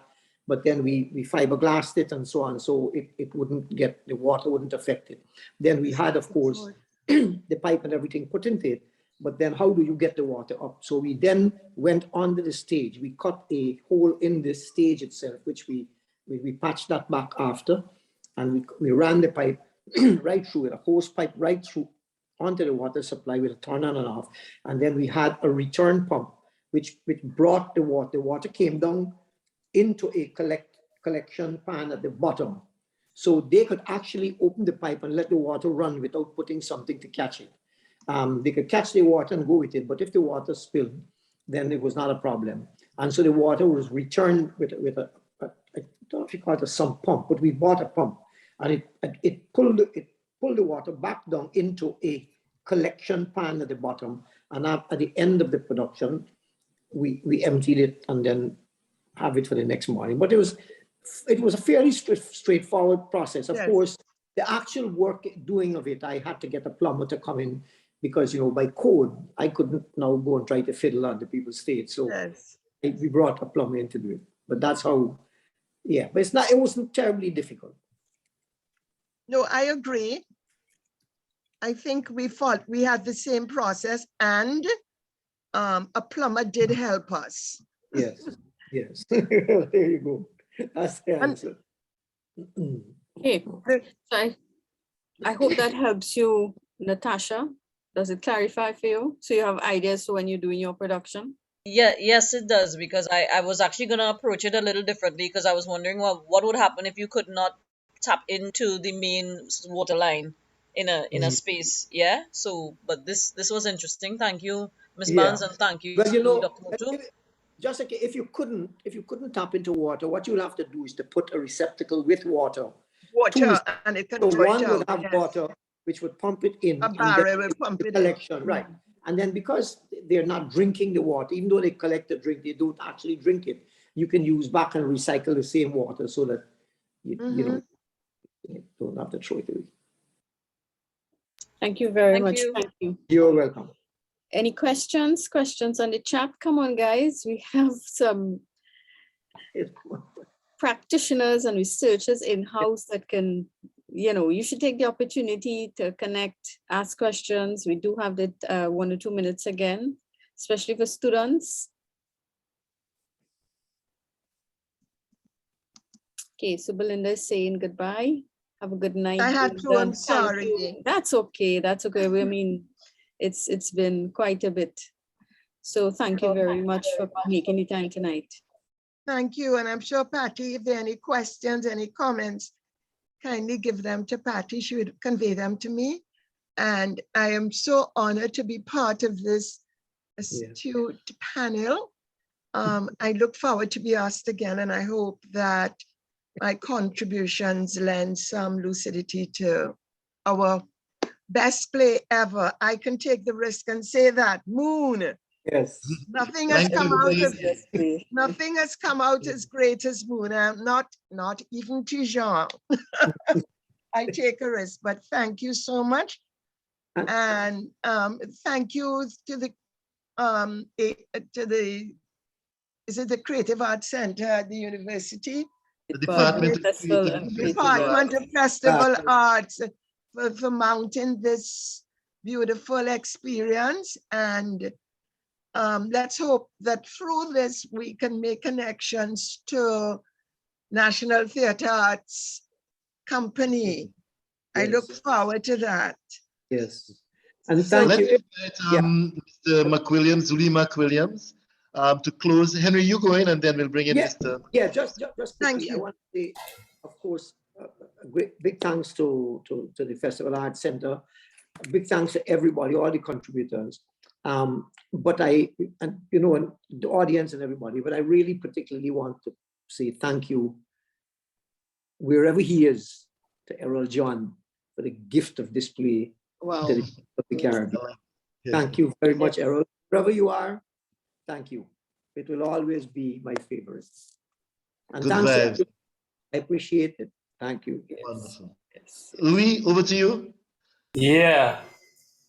Hi, everybody. Hearing me? Mm-hmm. Yeah, I just, at this point, I think I just want to say a big thank you. A big thank you to everyone who participated, who contributed to this panel. Moon is one of my favorite plays. One of the things that probably wasn't even discussed plenty, but Moon and a Rainbow Shawl as a text is such a strong play to train directors on. It has almost everything in it that calls for training of student directors. And it's one that I use readily inside of it. And thanks for all the insight, thanks for the beautiful work of Intact and the contribution and the work of the actors that came out of it. I didn't see it at that point, but I was very happy to share in some of the videos I was shown today. I was very happy to look again at the work of my dear friend, Henry. I mean, we're so good that sometimes in this forum, I was wondering whether I should be saying Dr. Henry or Mutu. Because we good like that, We've worked a lot in the past, and I'm almost a Caymanian. Yes. I'm almost a Caymanian, so I am very proud to have you here. To Ray, again, we go way back and sharing, and I have memories of that conference that we had at the Hartwell on Errol John many years ago that I was shared. So I was very, very happy, and I thought today would have been a day that I could just have to say a few words at the start, maybe a few words at the end, but I could just sit back and relax and take in all the information, take in all the knowledge, and give thanks for a great piece of work. Thanks to Errol John. Thanks to Dr. Weeks and Carol for their contribution in making this possible. Thanks to all students who were there, participants, everyone who made us happy.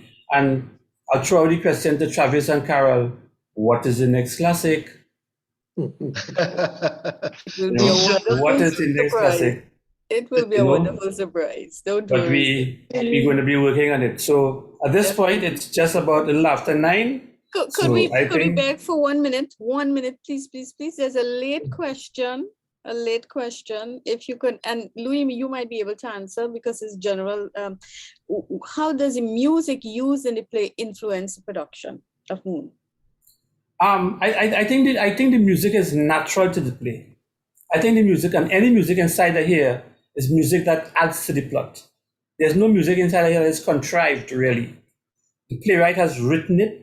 Some of the music set moods, some of the music, and it has to be qualitative, and it makes the director think, because the directors inside of here have to make all the artistic choices, even in terms of some of the choices of music. Because somebody like the playwright doesn't tell us what catches singing. he doesn't tell us what Ketch is saying. So like Belinda was able to use Frisson to build on something else. You find some people might use it and use Last Train to San Fernando as a as a song foretelling that trip. And different directors will find different things. The use of the steel band inside the here too also gives the play, given its context, a particular sound. You would not use a 2022 out and bad inside the here, given the time period. And the director then plays with, do I play a recorded version, or is the steel band we hear in the background a steel band rehearsing? And so we have those choices to make that then adds to the quality of the play. So it will never be contrived, but it has the potential to work as a full musical. However, one of the things I told the actors is that one of the major characters in the play is the sound. And so I treated the sound as a character. We talked about it and what it does to people, when they hear this pan and so on. So that was my way of looking at the music. We didn't have the facility or the ability to be able to have somebody composing, although I would have loved that. And when I was listening to the young man singing it, I kind of remembered Andre Tanker. There's a feel that he did that reminds me of Tanker. The sort of, it almost feels laid back enough. Tanker had this laid back sort of feeling, which is it was just beautiful. But I love that. I love that she did that. Yeah. And based on the few clips I saw from Intact, I really love some of Belinda's choices.